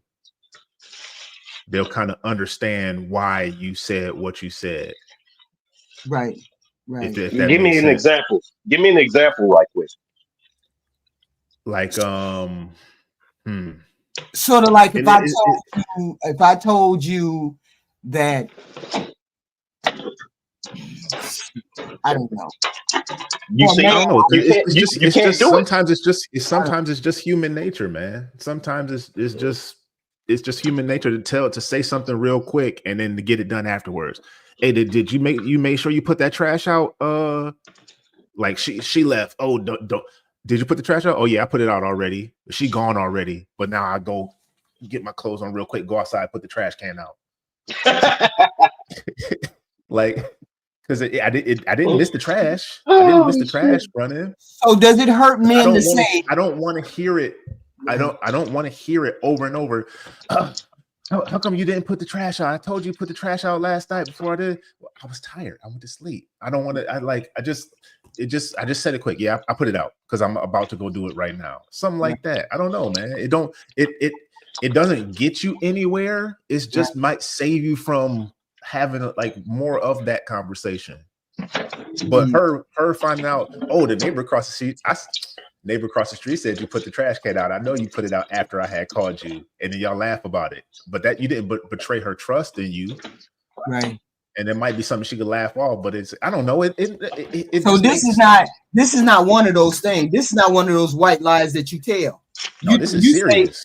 You say let's be upfront and honest. Wait a minute, but you don't put it like that. There's no way you can walk into the bedroom and say you don't turn me on.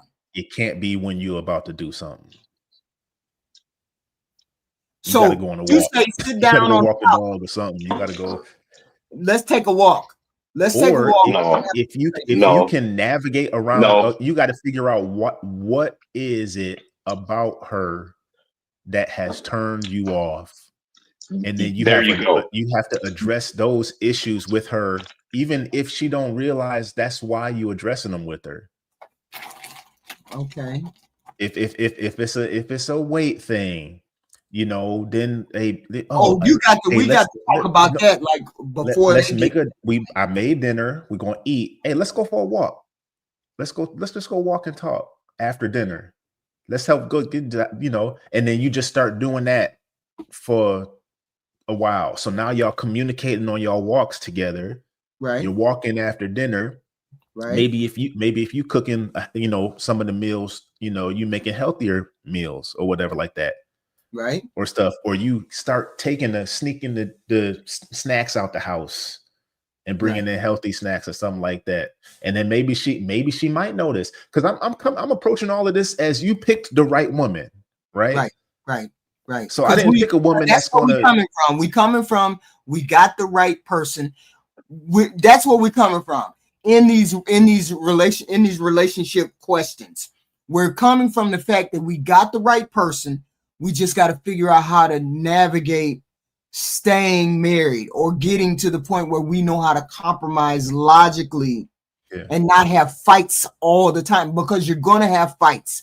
This scenario of him not being attracted to his wife. So you say, let's find out why we're not attracted first. Why? I have to ask myself, what is it? I have to ask myself, what is it? Right. Is she just not really like what could it be? Physical, or is it just an emotional thing? Am I just losing emotional connection with her? How did I get that emotional connection with her in the first place? Maybe I need to start doing those things. If it's physical, then I'm like, I don't know. What did she start wearing makeup or stop wearing makeup? Did she gain weight or lose too much weight? Did she just start? Am I distracted with something else and I just don't know that I'm distracted? Yeah, did I just start working? Did Yammy Tammy from Miami just get hired at my job and now I'm comparing her to my wife? Right. You know what I'm saying? Or like, we have to identify why we're having this issue. Yeah. And then we can attack it, because if you don't know what it is, and you don't just come home and not be attracted to your wife. I mean, that just doesn't, all of a sudden one day you are, and then the next day, 2 days later, I'm not. There's something that happened. Something happened. A progression happened. Right. A progression happened. Something happened, man. So I this is one of those instances where I wish we had more information. Context, yeah. But they don't give me that. Yeah. They don't give me that. Next letter. Interracial issues. Being in an interracial marriage is not for the weak. It takes both partners and a lot of emotions to go through. My in-laws can be racist sometimes, and it's painful because recently the comments are starting to get to me. If my husband does something they don't agree with, I get the blame every single damn time. If I lash out, then I'm bad, portrayed as a hothead or because of my race. In the past, my husband did not defend me, but he doesn't think before he jumps. Maybe sometimes I did say the wrong thing and I always apologize. But for example, our kids go to their grandparents and we told my husband's grandfather to not mess with our daughter's glasses. The frames recently broke and we are awaiting to get new ones. He always tries to fix things. Well, I don't know if he is senile, but he tried to glue back together the plastic frame with a blowtorch. Whoa. That's some old school country stuff right there, boy. So basically burning her glasses to bits. When I found out and called him, I got chewed out for telling him not to mess with her stuff. The reason I called was because my husband always waits last minute to do things, and it causes us several issues. I need advice. I'm so tired. I've been doing this for 12 years in this marriage, and I think I can't do it anymore. It's honestly made me also more wary of white people. Whoa. I just wanted to build something beautiful, but in the end, I feel always on guard. Please help. I'm trying. So she's a black lady married to a white man. And this is what's happening in this interracial marriage. She doesn't want, this is almost but she didn't say nothing racist though. She didn't give an example of something that happened that was racist. She said, my in-laws can be racist sometimes, and it's painful because recently the comments are starting to get to me. Comments that they're making. She got to tell us what they're saying, what they're doing. Right. And that's the thing. All this stuff is context, man. Because I've heard people say somebody was doing something because they was a certain way. And I'm like, oh, what happened? And they tell me the story. I'm like, no, you was just wrong. It's like, no, bro, you was just wrong. Right. The person being a different race and telling you that you did something wrong has nothing to do with that wasn't racism. But you know what? I think people are the same, whether they white or Hispanic or whatever. They are basically the same. Yeah. And if you treat a person nice, they normally will treat you nice. It'll take a minute, maybe if there's an issue going on there, but 9 times out of 10, most people are trying to be nice when they speak with other people and be in relationship. So I never look at a white or black issue. I always look at it as a person issue. If you're a shitty person in Spanish, you're gonna be you're a shitty person. It is what it is. Okay. So I never look at somebody and say, oh, well, you need to address it in a different way or this, that, and the third. Never. But then again, when we're talking about spouses, I usually let my husband handle his his family, and I handle my family. And then we never should have a crossing, because that way he can't feel some type of way if I say something to his mother, and I can't feel some type of way if I do the same. So you try to make them handle their family, right? You try to make them handle their family. And I figure that's the best way to do it, because I don't want to call your mom a B word and I don't want her to call me no word. No, honey, you need to go over there and handle your family. You understand the situation. Please go handle that particular scenario and let me handle my family. Because otherwise there's going to be resentment built up for you talking to his family or her family in that way. If you don't let them handle it, and first of all, you gotta have a strong spouse that knows how to communicate with his family or her family. Be able to tell them, no, you're not going to be involved in my marriage like that. No, I'm saying forget the color. Are you? Yeah, that's right, Natural KSC. Forget the color. Are you a good person? And what's your character like? I always lead with that. I never say, hey, you're white, so you're a bad person, or you're black, you're a bad person. I never say that. I'm always looking for people to be good human beings. And also, like, it's like I'm assuming this is a black woman and this is a white. Yeah, it's a black woman and a white guy. Yeah. So you mean to tell me two racist people is somebody who wanted to marry a black woman and have kids by her? Mm-hmm. On the negative side, that's some diabolical stuff to happen. If you want to, I mean, why you raising somebody that want to marry a black woman? I don't think they might be ignorant, right? Because race, like most people have racist thoughts. It's just in society. It's just there. Yeah, we do too, right? So it's. Well, I wouldn't call. Would you call it racist thoughts, or what would you call it? Is it racist thoughts? It is racist thoughts. It is racist thoughts because you drive on like comedians said, you be driving on the road and somebody cut you, man. You pull up just waiting so you could say whatever derogatory thing you could say to them. Mm-hmm. Oh, you old white. That's the thing that come to your head. Right. We all have those thoughts. It's just inherent in being a human being. It's how you act on those things. Okay. Feeding into the racism is laziness. It's ignorance based in laziness, because you don't want to get to know the person and you don't want to hold people accountable for their actions as an individual. With that being said, I'm in. No, I gotta go. I gotta go pick up my dog right now. Oh, okay. Well, then I got Zeus and Ty Pro. Thank you, Jay.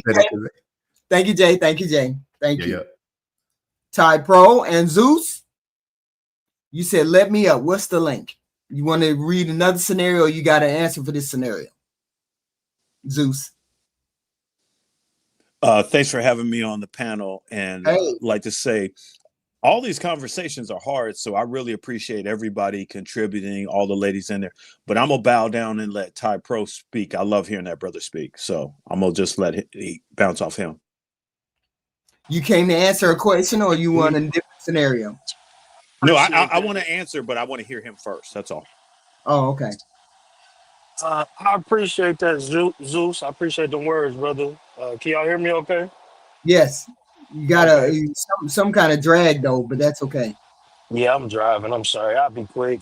I really had like a question because like I said in the chat, I don't really think I could marry a woman outside of my race because I get kind of passionate about certain issues. Okay. And I just wanted to understand, especially with Jay up here, like how do you handle certain social issues when you are with a white woman and you a black man? And you wanted Jay to answer that question. Oh, okay. I kind of wanted him to speak to it, just saying he had to go get his puppy or whatever. But I just those be the thoughts that run across my mind, like the woman who had called the autistic boy an N-word. How do that come across the dinner table when you in an interracial relationship? always Yeah, wanted that those. would be interesting. That would definitely Yeah, be and interesting. Ouch, ouch. I don't know. I wouldn't even begin to know. I I don't wouldn't even really begin to, I damn. don't try to hold people to their race, but race is a big part of my understanding when I look at the world on a societal type of view, and when I'm looking at things that how we communicate with each other in the world, and the different forms of segregation that still kind of exist, like all the black people in the hood, white But people in you know what? suburbs. But When you I know look what, at that kind of, Ty? You know what, yeah, Ty? We do, and we can't help ourselves. We do hold each other. We do hold our race. We do look at that when we are with a spouse or we're with somebody that's of another race. We do look at them and say, "What the hell is wrong with your? What the hell is wrong with your people?" Because you want to say yeah, a certain thing. Because I know for a fact, white people will look. You know, white people looked at that. We don't know how to respond to that Carmelo Anthony. We don't know. You know what I'm saying? White people don't know how to respond to that, and they married to a black man. They don't know how to respond to that. Just like we, if we're married to a white woman, we wouldn't know how to respond to our wife if we heard that we were married to a white woman. So it's all we do hold our race accountable, or the other our spouse. We look at our spouse and say, "How the hell can your girl say the N word like that?" But yeah. you don't feel like that. I mean, it's a difficult conversation to have, especially now, because I don't even understand how to focus on something like that. Maybe Zeus got more insight than me. I don't even know what to say to something like that. Seeing as how he don't like dark skinned women, maybe he like white women. I hope that lamp fall on you. Anyway, you know I love you. You know I love you, HQ. I love you too. I've been in a lot of different rooms, and I got a lot of different stories. And yes, I have dated the spectrum from amputees to deaf people, um, Asians, and all up the color spectrum. So I've been in a lot of different rooms. I've been the goat of the room, the golden child. Let me say that I've been the golden child of the room, and I've been the why is he here? I've been in all those rooms, and I've learned how to master most of the time. You're not going to succeed all the time, but the first person you have to succeed and be happy with is yourself. And that Mm, allows me, when I try to react, even if I'm disciplining somebody, I do it through love. So it may be hard, but mm, the end result is to make it better, not to make the same situation happen. right. With that said, if you want, I'll try to cut it down to 2 minutes. I got a Mm. come here nigga boy story if you want it. If you want it, but you gotta ask for it. Definitely, definitely. I want to. Okay, Uh-oh. so I was in the Midwest. Thank you, Ty Pro will always give me at least one vote, at least half a vote from Ty Pro. I was a little kid. I was supposed to go somewhere in on the subway system in Is Chicago. that Jay? Wait a minute. Hold on, Zeus. Hold on, Zeus. Is that Jay? Because he may have heard Ty Pro's question and he may have jumped up here to answer it. Jay, are you there? Yeah, I'm here. I'm on my cell phone right now, so I don't know how this is going to sound. Wait a minute. Did you hear Ty Pro question? No, I didn't. I heard Ty talking, but I was in the midst of getting my stuff collected, so I didn't hear everything. Ty, ask your question now. Can you ask your question now to Jay? Ty? Zeus, you want to finish your story first? No. I Let's ain't get want Ty. Let's get Ty Pro. Let's get Jay Tillman on there while he's in transit. No, my story to. All Yeah. will. right, It'll say. But thank you very much, Ty Pro. for Yeah. sure. Yeah, Jay. My brother, my boy, Canadian brother.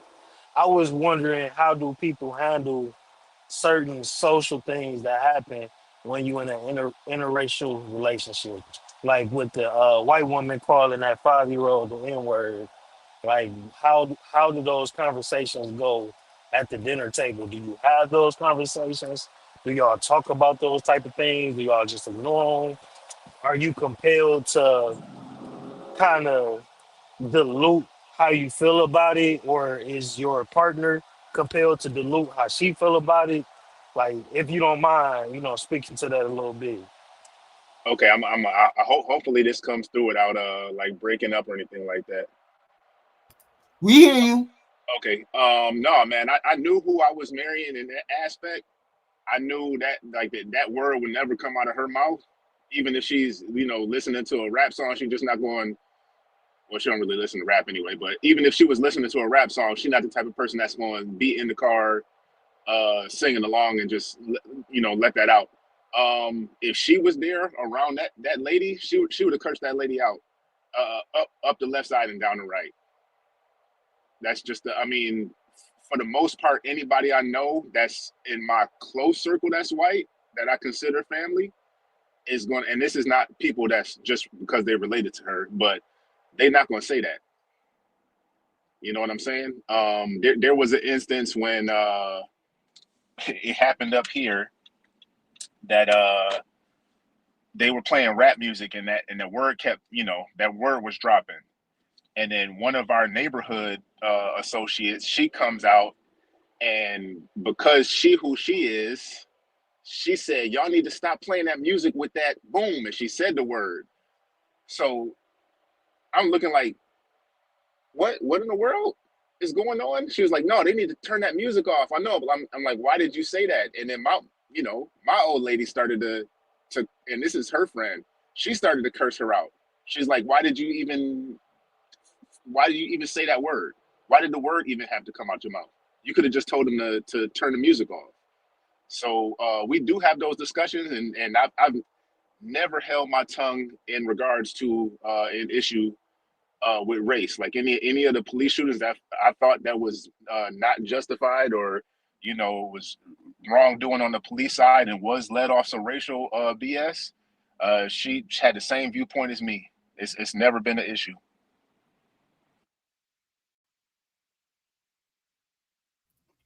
Type Pro. Okay, he came out. He probably can hear, but he probably can't talk. He's doing deliveries, I think, because he said he was driving. Oh, okay. Zeus, what was your story? Finish your story. I can do my story at another time. Why don't you give me your question? Because I didn't mean to bum rush the conversation. I want to keep in the flow that you had. What was the question you had? Was that about the husband, or was it? Are we on the interracial dating? She didn't know how to navigate being married to a white male, but his family was kind of racist, and she didn't know how to navigate. She didn't know how to navigate the relationship because she was getting tired of navigating the relationship because they were kind of racist, but she was kind of getting tired of that. You know what I'm saying? Mm-hmm.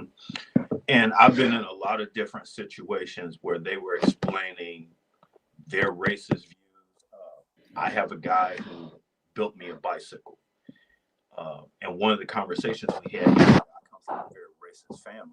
And he said, sometimes I say things that are out of line. And if I do, tell me. That's him putting the olive branch out there. By the way, this guy is 75 years old. Am I going to really correct him? Right. But him just having that little bit of awareness means a lot. And then I try to embrace him and I give him better tools. He's an old war vet too. So I got a question. Go ahead. Is that your mic, Zeus? Yeah, that's your mic, Zeus. Yeah, Zeus. I'm sorry. Is Tierney still in the building? Is Tierney still here? Because she said something in the chat. She said she's not going to say it around you, but for sure her friends and family will. Most white women stick by their race. Why you ain't up on the panel to explain, ma'am? Explain, ma'am, if you could come on the panel. Because I don't know. I've never been in an interracial relationship, so I don't know. Okay. So I'm asking, do you know, what is your perspective on it? Just a perspective for that. And you've been married, so you have a perspective, I'm sure. Okay. Or you have an understanding of it too. I mean, we just listening. We're getting just the facts on that. So come up for me. You'll come up for me. Okay. But that's what those are problems she was having, Zeus. The wife was having those problems. So I don't think, boy, y'all got connection for real. Okay, so that was it. How do you Stuff HQ. How do you internet was going out. Yeah, I see everybody's internet going out. I see everybody's internet is going out. Yeah, I apologize about that, HQ. I apologize about that. No, you all went out, so it's no big deal. Come on up, Tierney. Come on up. Are you coming or you ain't? You don't have to be on camera, so you don't have to get dressed, But you tell us your experience. I will also say that I was the president of a multicultural club of a Division I school. So you have over 60,000 people at the school, and then you run cultural events and you talk to people on different levels and different planes. So that's why I'm saying, like, my point of view of how I look at things and how I finesse situations. I'm never going to be afraid to walk in because there's people who are racist or deal with that or knock down a comment. Well, here's the part, the quick scenario with hey, Tierney, hello, honey. Tierney. Hey y'all. How you doing? So why did you say, I mean, how do you navigate those conversations, those race conversations? You know what I'm saying? When the lady said the N-word, how do you, I mean, and the Carmel Anthony thing, how do you, in an interracial relationship, how do y'all navigate that? Are y'all comfortable talking about race together? Or do you have arguments about the race? How do y'all talk about it? When my ex-husband and I tried to have those conversations, he would just typically revert to his racist point of views. I mean, you can be sleeping with the opposite sex, but that don't mean you truly relate to them. I mean, a lot of us that be in these interracial relationships, we know straight up that they will call us a derogatory name in the midst of us arguing. Because when people argue, they say some hurtful stuff. So a lot of the other race will eventually say you're acting like a monkey, or they'll call you the N-word, or they will resort to something racist. And yeah, go ahead. How much percentage? How? Because I'm assuming that Jay doesn't have that same dynamic. I'm assuming that he's been married 18 years, so I'm assuming he's never ran into that. So why did you think that you ran into that particular thing where somebody said that to you? I mean, why would someone feel comfortable enough to call you the N-word? Say ninja. We don't want to say that in the hard R. We want to say ninja. So ninja is fine to say. So when somebody calls you a ninja and you're married to him, do you immediately retreat and say, no, I'm not going to stay in this relationship with you? What do you do when somebody calls you the ninja? I bust a nigga head to the white meat. Fuck you mean? Like, that's when I get angry, because that word alone, it will bring you out in anger. Now, I know there's people saying, oh, my spouse has never said that. Yeah, whatever. I mean, like I said, I know that these other races, they will resort to saying something in their racist category when they're angry. So what do you recommend them do? I didn't date no white boy Ty Pro. It was actually a man from Guatemala. My ex-husband's from Guatemala. I mean, he was attracted to you. He was attracted enough to marry you. So, but see, here's the thing. Do you think it's still that we all have Jay said we all have racist thoughts. Jay said that, or did he say? He said that. I think he said that. So, but the whole point is to be able to navigate not saying that, or not saying your impulsive things out front to a spouse that you're married to and you want to stay married to. this leads us back to the conversation we were having with Black America, who said, if my spouse got upset, I wouldn't give a damn whether she was upset or not. I just let her be upset and I wouldn't address it, right? So my question to you two would be, if the spouse is upset, why, if you, for Zeus, wouldn't you want to address any issue that upset your spouse, just so you would know that you have put the effort in to keep that marriage intact? Or would you come from the direction of Black America and say, forget her and don't worry about why she upset? What would you do? What would you think? Okay. Thanks for letting me have that on. And I think I heard something different that Black America was saying, because when I hear Black America, he's result based. When he talks to us, he created his own universe, his own multiverse to deal with the people that he needs to deal with daily and to make himself efficient and result driven. I didn't hear that he didn't want to deal with the emotional part. Whatever he needed to do to fix the issue, that's what I heard he was going to do. So he was result driven. He's not going to explain how he's going to solve it, but whatever it is, he's going to get it done. There's actually a Tony Soprano thing. I'll send you that. And it's a whole thing that Tony Soprano does, like a 2-minute clip. It's the exact same thing that Black America was talking about. Tony fixed it, but he was kind of abrasive about how he did it. But then he circled the wagon back around and said, hey, I might have came out a little hot, but here's what I was trying to do. Boom. That's how I see Black America. Tierney, what do you do when a man says, I don't care whether she's upset or not? If he upsets her or whatever, you know what I'm saying? If he says the wrong thing and she's in her feelings, isn't it easier, or is it easier to communicate with that woman instead of walking away if you want to stay married? Yeah, he just said he don't care. That's all I need to hear. I don't need to hear anything else that comes after that. So what am I doing to myself to be with someone that can start off saying I don't care? Then I need to go. I think it's easier for me. I think women need to. Go ahead on. I think when we're young, we get this impression where I gotta be married, so we stay.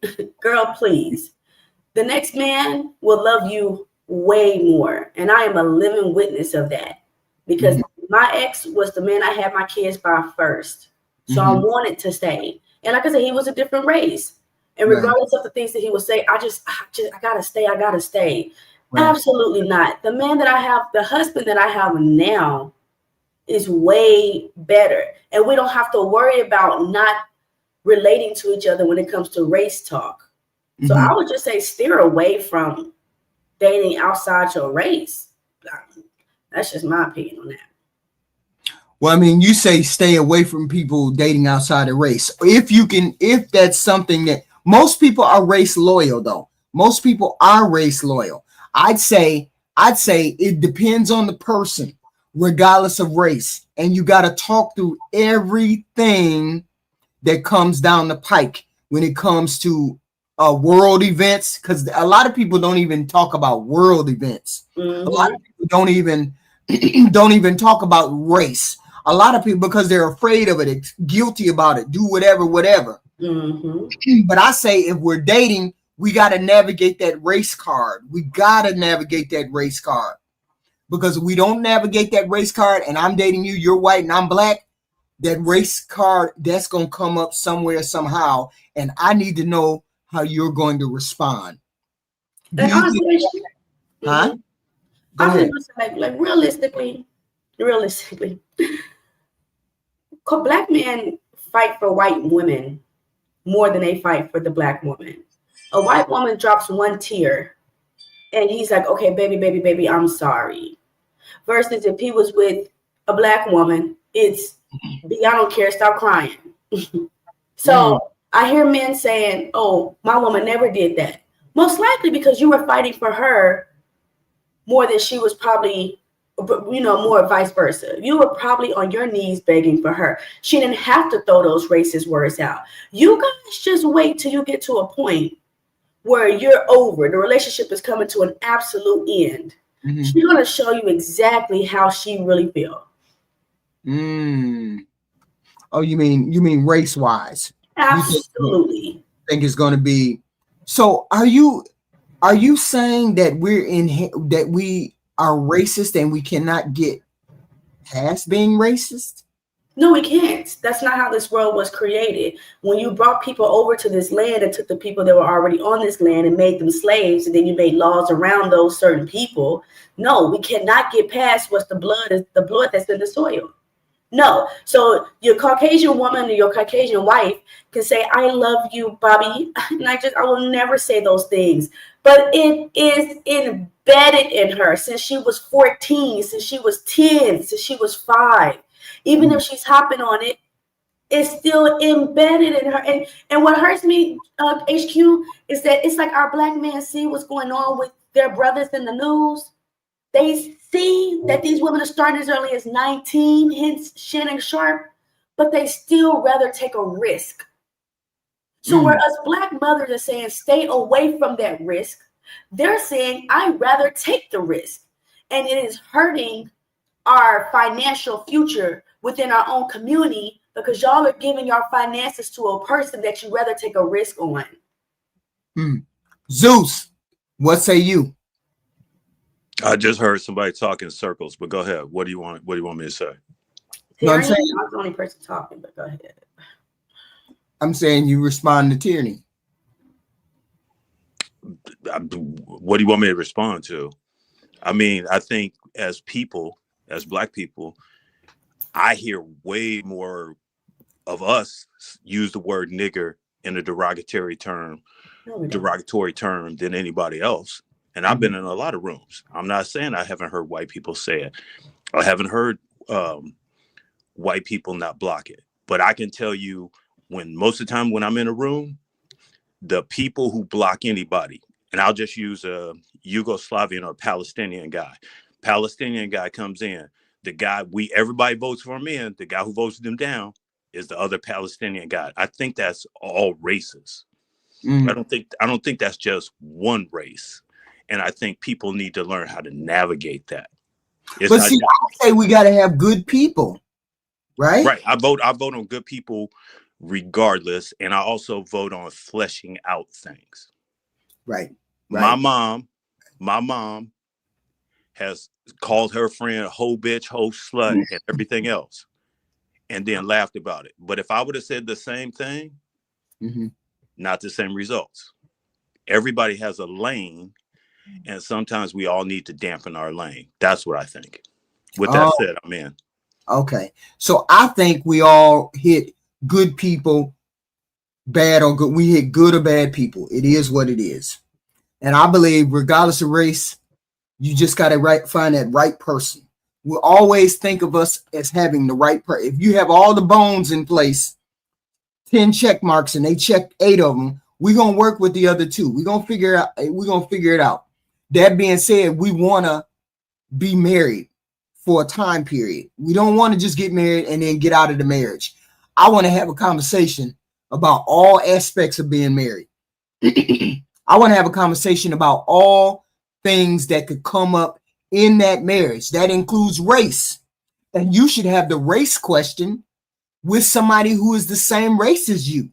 It shouldn't just be about having the race, talk about the race thing with just a white person or Mexican or whatever, because we have seen through Donald Trump that we have black people who want to put up with that or deal with Donald Trump's foolishness, and we have people who don't want to deal with Donald Trump's foolishness.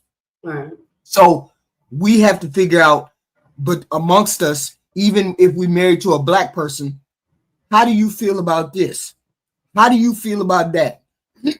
Because some things I just can't relate to. I would need to know those things regardless of whether they're black or white. So the first thing is to find a decent enough person where we're going to have all these conversations out in the open before we get married. Have you secretly wanted to call me the N-word? You secretly been called anybody the N-word, or is that abhorrent to you? Have you called white folks the C word, crack word? Have you called them that? Or are you okay with not doing that? Or is that abhorrent to you? All of these things got to be talked about before we get married. We're talking about trying to make marriages work, not just be. See, here's the thing with Black America. I feel like he that marriage to him is like a punishment.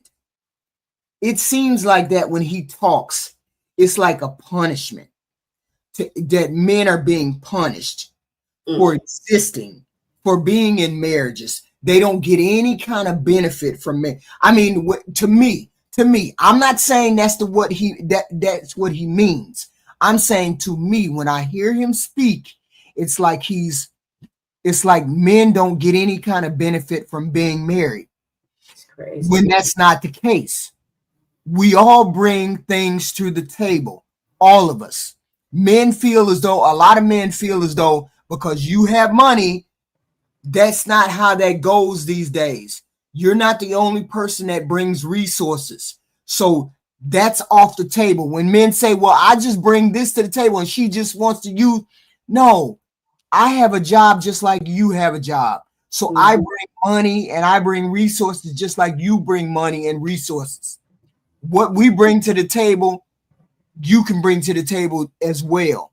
It's the way I look at things. Somebody might look at it differently. It is what it is. Protection is a different story, but that's a part of the tools that you bring to the relationship. Your protection is what you bring to the relationship. Your money is not what you bring to the relationship, because I have money too. We both in modern day have money. So money is not what you bring to the table and I bring to. We both have that. So that has to be a negative.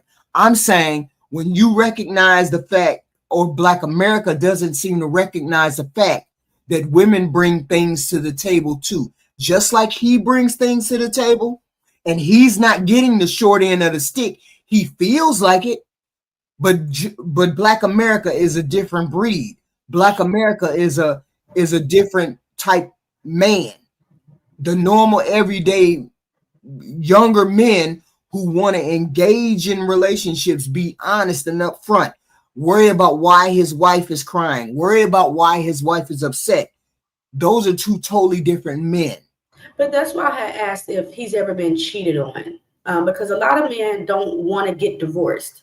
Black America? Yeah, I wonder if his wife has ever cheated on him. I thought he said something at one point, but I ain't sure what that was. I ain't sure what that was. And I want to say this right quick before Q hops in. A lot of people don't know this, but my mom was married to a white man. So my last 2 years of high school, I moved to the country with my Caucasian stepfather and his two Caucasian top row. If you feel that way, then stop talking about me. Stop talking to me in the chat. But anyways, and I'm with my two Caucasian stepsisters. And even though my mom and my stepdad loved each other, what hurt them the most was the outside influence. Okay? So if it was just them two and maybe my brother and myself, they probably would have had a successful marriage. But because my stepsisters, his mother, his brother, because they always doing their racist opinions, you know, they always try to find a reason to say something about my mom. It made their relationship hard. So, like I said, no matter how much they agreed on everything, on the president, on the world, on racism, how much my mom and her white husband, because he married her, how much she loved him and he loved her, what made their relationship fail was their family. And that's why me and Natural was saying that it is usually the culture that we usually don't get along with, or we can't relate to each other, because it ends up conflicting.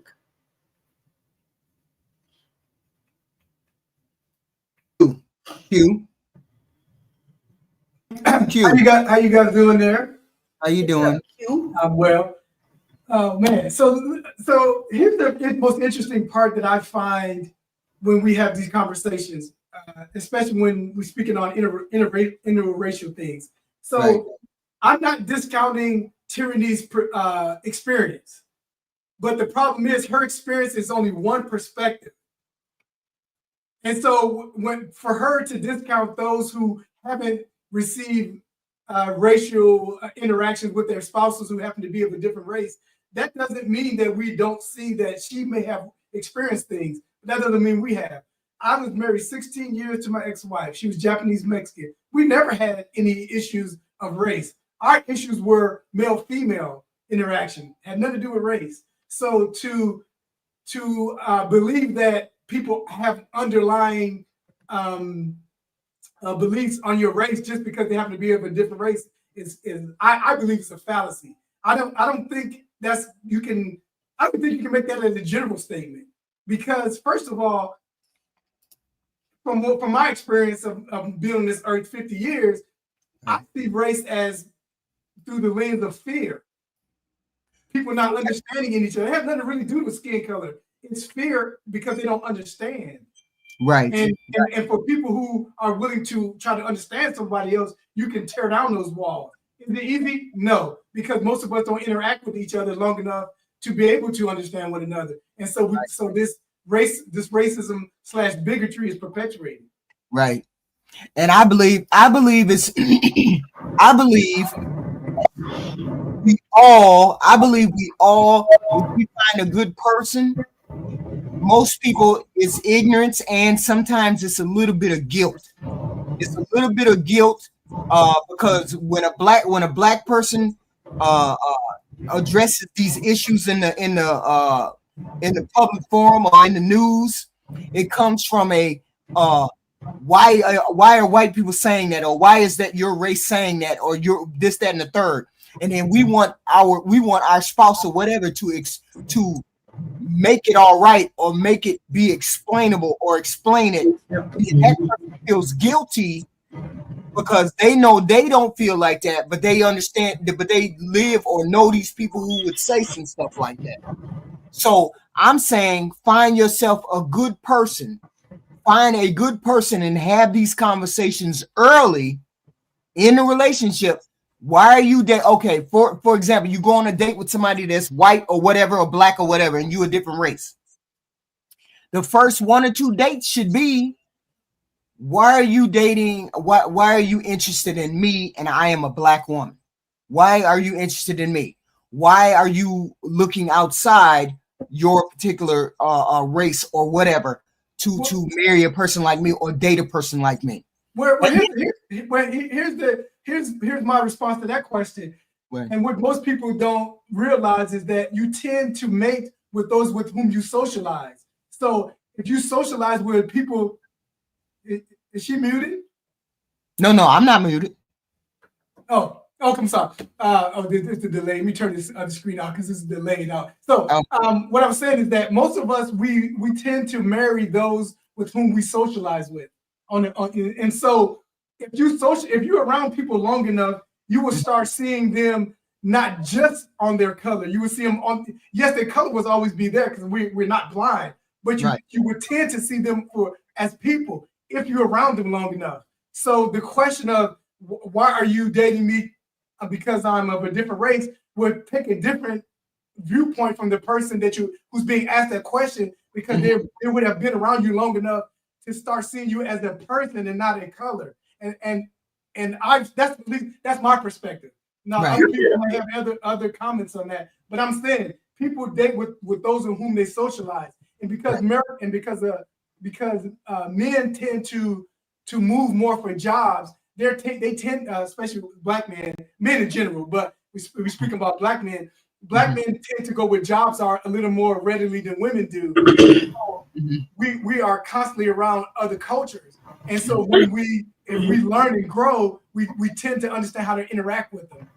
I feel like black men are way more susceptible to dating outside their race than black women. I think because you guys don't see us with the opposite race, you are in assumption that they don't want us, which is crazy because the other race absolutely do desire the Black woman. We are the stronger woman, and they know that.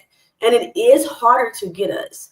But we most of us are absolutely loyal to you guys. But these conversations, truthfully, as a Black woman, is hard to have with y'all because you guys start barking and you get offended. And it's like, we're not trying to offend you, but we are Black men and we are Black women. We are each other. And we're just trying to tell you guys about these women. We have had experience with how these women treat our sons. So I mean, as a friend, as a sister, as as just a Black woman, guys, don't get offended by what we say about the opposite race of women. Well, I mean, with that being said, Tyranny, see, you see it through that lens, and I can accept that. But the problem that you guys aren't realizing is that we see the things too, and we see commonalities in both Black women and other women. But our initial argument is that if you present two options to an individual, regardless of race and identity, if you present two options to an individual, and one tends to appear to be a little more pleasing, the person is going to go for that option. And so strong, albeit you can be strong all you want, but I'm just telling you how human beings work. And human beings will tend to gravitate to that which benefits them more, even before they start considering race into it. And so if a Black man or any man is around different social groups on a consistent basis, and they see that woman is pleasant versus another one, if they happen to be in the same group, they're going to pick the one who they seem is more beneficial for them at that time. That's what I have experienced. I hear you, and you guys think easy submission is pleasant. Okay, I hear you on that, because that's usually, I heard this white woman say, oh, this Black man only dated my daughter because he know that they're super submissive. And I was thinking, I thought that's what y'all like. But she was saying that as you're pretty much taking her for advantage because you know that she's super, super submissive, versus having a woman that's going to speak up and have a voice. So I hear you Black men, when y'all always say it's easier to date the Caucasian race. But you're investing. Go get it, Daniel. Go get it. You're investing your seeds into the opposite race. You're not investing your seeds in your own race. And then we have these conversations where the Black community is poor. Well, that's because our Black man's money is going to their other race, and they're not investing that back into us. It's way more than just dating, HQ. It's way more than just dating a white person or a Mexican or an Indian. It's way more than that. It's a lot that has to do with being with someone that doesn't share your. So you're pro Black. 1,000%. So how did you end up being married to somebody who was not being fast? I'm just being honest. I was on my way to Jamaica. He asked me out on Mother's Day, and I said, shoot, I'm about to leave anyway. Why not? And I end up getting pregnant. And so we just had to do the right thing from there and get married. Yeah. Hey, can I respond to that? Sure. Yeah, so here's the thing that it's so funny too, because the prevailing belief is that those who date, Black men in particular who date out, have a animosity towards Black women. Now, there are some men who are like that, but I have never met any Black men like that outside of the ones that are online here and there. The thing is that I will say this once again: people date and mate with those with whom they socialize with on a daily basis, and that's how it works out. And so, if a nice lady that's an individual is attracted to, he will most likely couple with her. The problem being with taking the resources and stuff out. I will share my personal experience. When I was growing up, the thought process what was said to black men is that you go to school, get money, then come back and marry us. But here's the problem with that. There's two things you have to remember. First of all, if I come back and somebody already didn't had you, that's just me. Somebody already didn't had you, then I'm automatically turned off on a base level. It has nothing to do with race. If some other man has touched you and I was attracted to you, I'm not going to accept you. When I say touch, I mean had kids with you, because you can lie about all the other stuff. And so now what am I left with? Do I then have to ignore my primal urges to be attracted to my mate, or do I continue to out and try to find out who I can mate with? And some people refuse to accept that reality.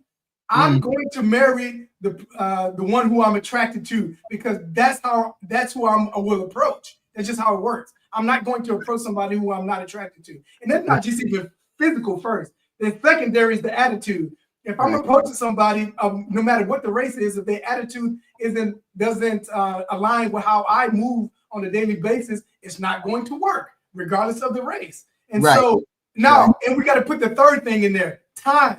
We all don't have unlimited time to find somebody. And the reason I can say that is because we see famous people online at a point where they're not even trying to find somebody, and the clock has passed. Mating and dating, especially if you want to have kids, you don't have an unlimited amount of time. It's a small, finite time. And so if the people around you aren't ready, then you have to move on and find somebody that you can mate with, regardless. That's just my personal opinion. Regardless of whether they black, white, or Asian, you just have to move on and find that particular person, their attitude, similar interest, all of that. And I understand when people get mixed and married, they get married with somebody that's not from their race. I get all that because you have commonalities, of course. I'm saying it's difficult enough to find a person that you want. So why would I turn down somebody from a different race if we have a lot of things in common? And because it's loyalty. It's loyalty.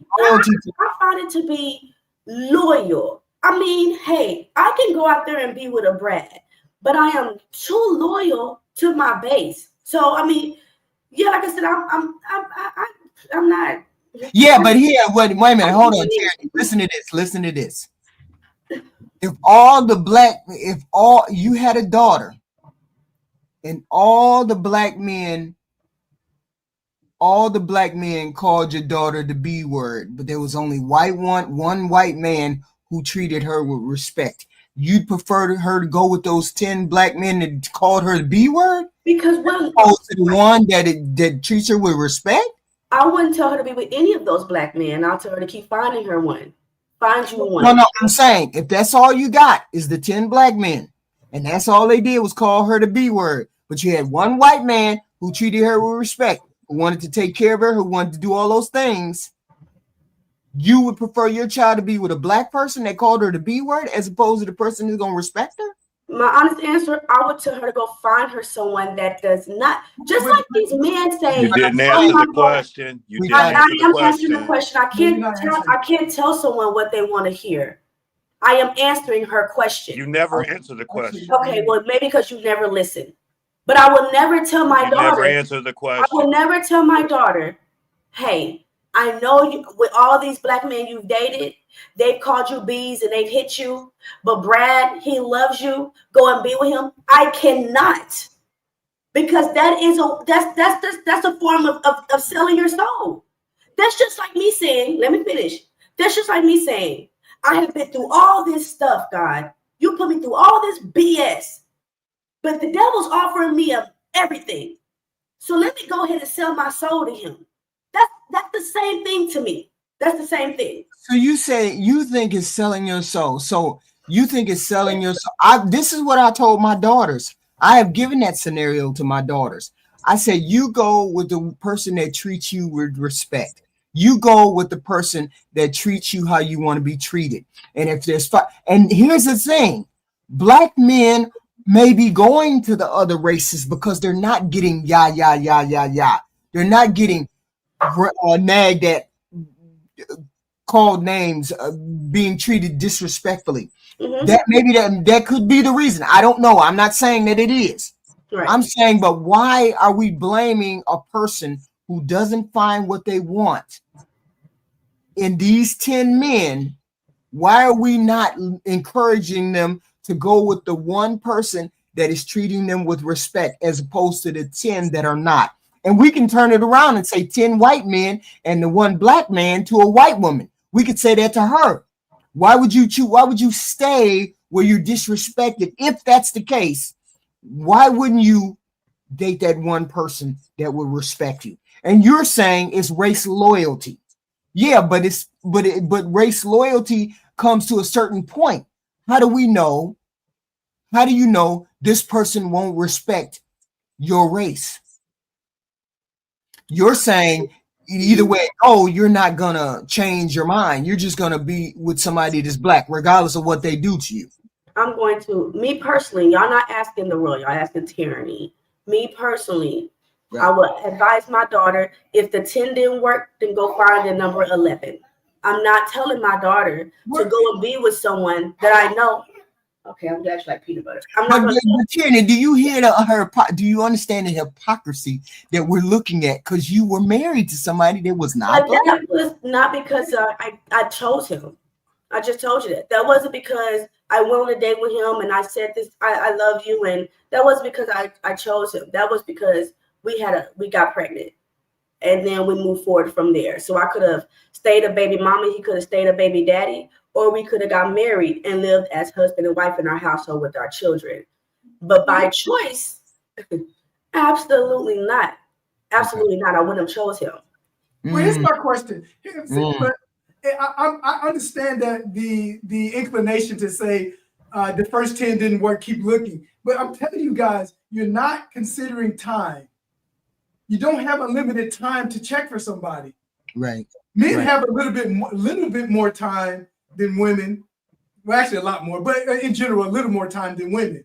And so if you proceed with and remember this, black is only one aspect of the overall need that the person has to have to be your mate. That's one. And so they have to have all these other things. Time is a huge component of picking, and you don't have a limited time. So if you're content with riding out the rest of life alone, that's fine. But you have to, but then you can't blame the market at that point. And that's what tends to happen. People wait too long, don't find somebody, and they blame the market or blame the other gender. Well, when I say the market, they tend to blame the other gender. You know, is what it is. And so, yes, I understand that picking somebody of your own race will be ideal. It will remove the racial aspect of it. We could all agree on that one. However, those other aspects of a person being adequate for your mate, it still takes time to find, and you don't have limited time. And so Tierney, for me, you seem like a progressive person, and you say that I get the race loyalty thing, but you seem like a progressive person to me, a woman of today. And I thought you would be more open to that. But you just race loyal. I am race loyal, and that's why you hear me coming on some people's panels saying stop talking about black men, because I've experienced disrespectful black men, but I've experienced loving, amazing black men. So I will always stick with, you will find a good black man. You will. I mean, and I hear they don't have to be black. They don't even have to be your culture. I'm pro segregation. Okay, you guys, people, whatever. I'm pro segregation. We were having a great, happy, dippity dappity time when we were segregated. It was only when it was only when we integrated. Then that's when the bombings and stuff, and people on the east. That's when all the crazy stuff started happening when we integrated. But when we had our own land, our own culture, our own tribe, our own language, we were prospering a lot more. What? Tierney, what? Wait a minute, hold on. Who gonna address that? Zeus or Q? Which one? Y'all gonna tell me that I'm wrong? Y'all think that when it was all black that we were doing work? I would argue yes, we were more cohesive as a community. However, when we integrated, we started to integration in and of itself wasn't the problem. I think the actual problem is willing to take handouts. That's just my You're belief. talking about Section 8 and stuff. No, Talking about that. No. You said to stay together and be in our own community means we don't take handouts from people from other communities. The Black Panthers are the ones that created this so-called once we start doing that, then we allow others to come into our community. And here's the other thing that I say about that. One of the main arguments that I hear from women in general, but our women in particular, is that they want men to change. We can't even police ourselves so that when people do stuff do things that harm our community, we have no control over them because this is not our country technically, and we went what 13%, 16%. I can't remember the number anymore. So if our argument is that we need to stay together for the betterment of our community, then we need to have families. The men who are sought after to mate with are have more kids than the men who don't want to get picked. So you can't have a community where people out here trying to create communities if the women don't want them. And so these men, let me tell you, I counted for 3 months straight Black men who have other wives, who are wives of outside of the Black community. And so these men were short. Some of them were what you guys would consider dumpy, frumpy, or whatever that word is, frumpy, dumpy. But they were happy and they had kids. And so that's what I'm telling you, Tyranny. If the women don't pick these men will find other women to mate with. I'm just telling you that's how it will work. So if you want a Black community, women got to pick men off of character and not aesthetics. And that's not going to work anytime soon. We can fix that in our community. Truthfully, how many generations would that take to fix? Well, I mean, I don't know, but I love my children, all of them. I love them more than I love myself. But if I could take back being with Jose. No, don't you say that. Don't you say that. Don't say If I could press rewind on being with Jose, I would. I love my kids. I love to have them by someone of my own. But being with Jose was a mistake. We made something beautiful, but being with the other race was a mistake. It was wrong. And I would never sit on here and say, oh, because I married the other race, then you guys, it's okay. I can't say that. Like I said, we created something beautiful, but no. Like I said, even my mom married a Caucasian man. We moved in with the Caucasian family. He took care of her, but it was the family that effed up their marriage. It was the family.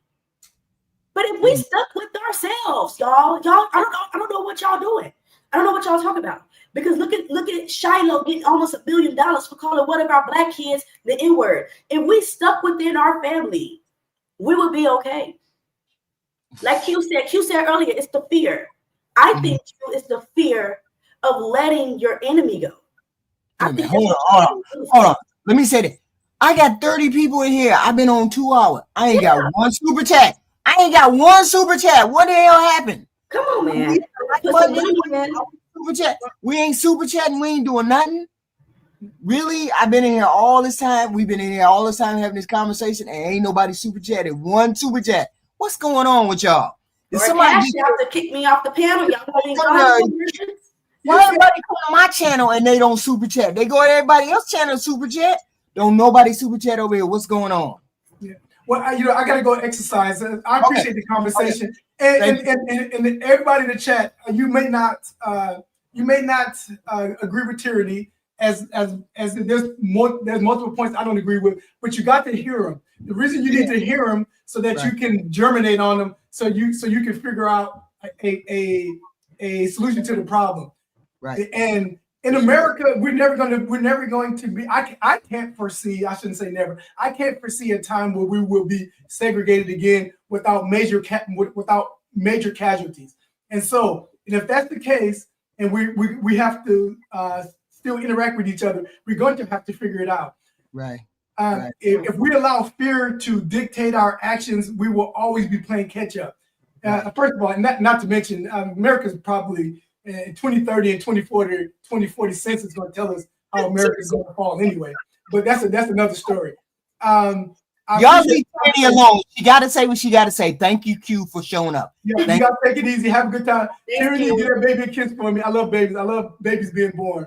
I need our species to grow, species in general to grow. But Zeus, my daughter turned 1 tomorrow. So already? Wow, it is. Thank you. Dang it, it's beautiful. That is quick. That is quick, ain't it? It's a year. That's Jesus. Zeus, say you. What you say, Zeus? I'm just listening to this. It's very interesting. Tierney says she respects Black men, but I don't think I've ever heard her not shit on Jay Tillman when she comes on. And that's let me finish. Okay. And it's I mean, we could be talking about baseball and you'll bring up something about his interracial marriage and I get confused. With that said, I'll often find people who don't answer questions and they remix the question. I don't know why that is. So that's what I was pointing out earlier, Tierney. You don't have to explain that, but that's what I was pointing out. Okay. Hold on. Big Bad Bull, $20. Thank you, sir. Love you, HQ and Tierney. Keep the party going. Thank you, sir. Thank you. Super chats are open. Cash App is open all night. I only got one, and that was Big Bad Bull who came in the door. Always super chat. I thank you, sir. But I see all of y'all every day, and nobody got $2, $5 to super chat for the conversation. That's weird to me. Thank you, Zeus. I got your super chat. Thank you, sir.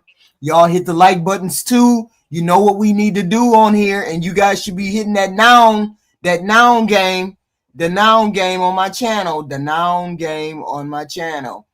Tierney, give me your final thought, ma'am. Hey, y'all can kick me off. Hey, send her $20. Bounty me. Okay, I'm about to go anyway. Zeus, I know sometimes you feel like I'm talking in circles, but I'm a Gemini. Sometimes I speak backwards. You just gotta listen. That's why I love my husband, because he listens to me. Okay. I absolutely love Jay. Jay and I actually play with each other. Okay, so but I absolutely love my Black man. I believe in unity. Regardless, I think it was because you always jump on him because he's married to somebody white. I didn't even know that. I thought he was single. I swear, I didn't even know he was married until today. Your pants are on fire. Your pants are on fire. I wear dresses. Thank you very much. And then now for 18, your panties are on fire. Now what? Okay, if I wear those, I'm Indian. For 18 years, that is, you said 18, right? Yes. That is commendable. Look, I might not like the interracial, but it shows you doing something right to be married to your woman for 18 years. That's beautiful. I don't care what race she is. Congratulations. But go ahead. And we hope you can stay married that long too, Tierney. You know better. Cue the old one, $5. Thank you. I got 5 on it. Thank you, sir. Thank you very much. Thank you for coming up, Tierney. Thank you. Tomorrow we have Ladies' Night. Tierney, you're supposed to show up at least making an Tierney, appearance. will you please come up for Ladies' Night, please? Please. It's just a matter of talk. It's just a matter of questions I got, and then I want you to answer them honestly as a wife, as a woman, as a woman. A wife, a woman, a baby mama, all that. I got you, HQ. Okay. Even usually they stay up here about 15 minutes and then boom. But whenever you show up, we can have a conversation. Okay. And don't be offended by no questions. Please don't be offended by the old lady asking you questions. Just don't. I love you too much. Not at all. Thank you, ma'am. Thank you. Right. Thank you. Good one. Good night, Tierney. Zeus. I think I'm sorry. Go ahead. No, I'm saying, what's your final thought, sir? I want to say that I love the chat. I love the ladies in the chat. Yes. I do understand a couple of things Black America was saying. And I think I was in one of those situations, and I'll give a quick 30 seconds on that. Go ahead. Take your time. Go ahead. I was talking to a girl. We were at the mall. She presented a problem. I could have went back and forth and tried to logically answer her questions, but I didn't. Next time we came to the mall, I fixed it and she was much happier. I think that's the same thing Black America is saying is a lot of men invest in the back and forth. Mhm. And if you notice, a group of women will say they just want men to listen and not fix it.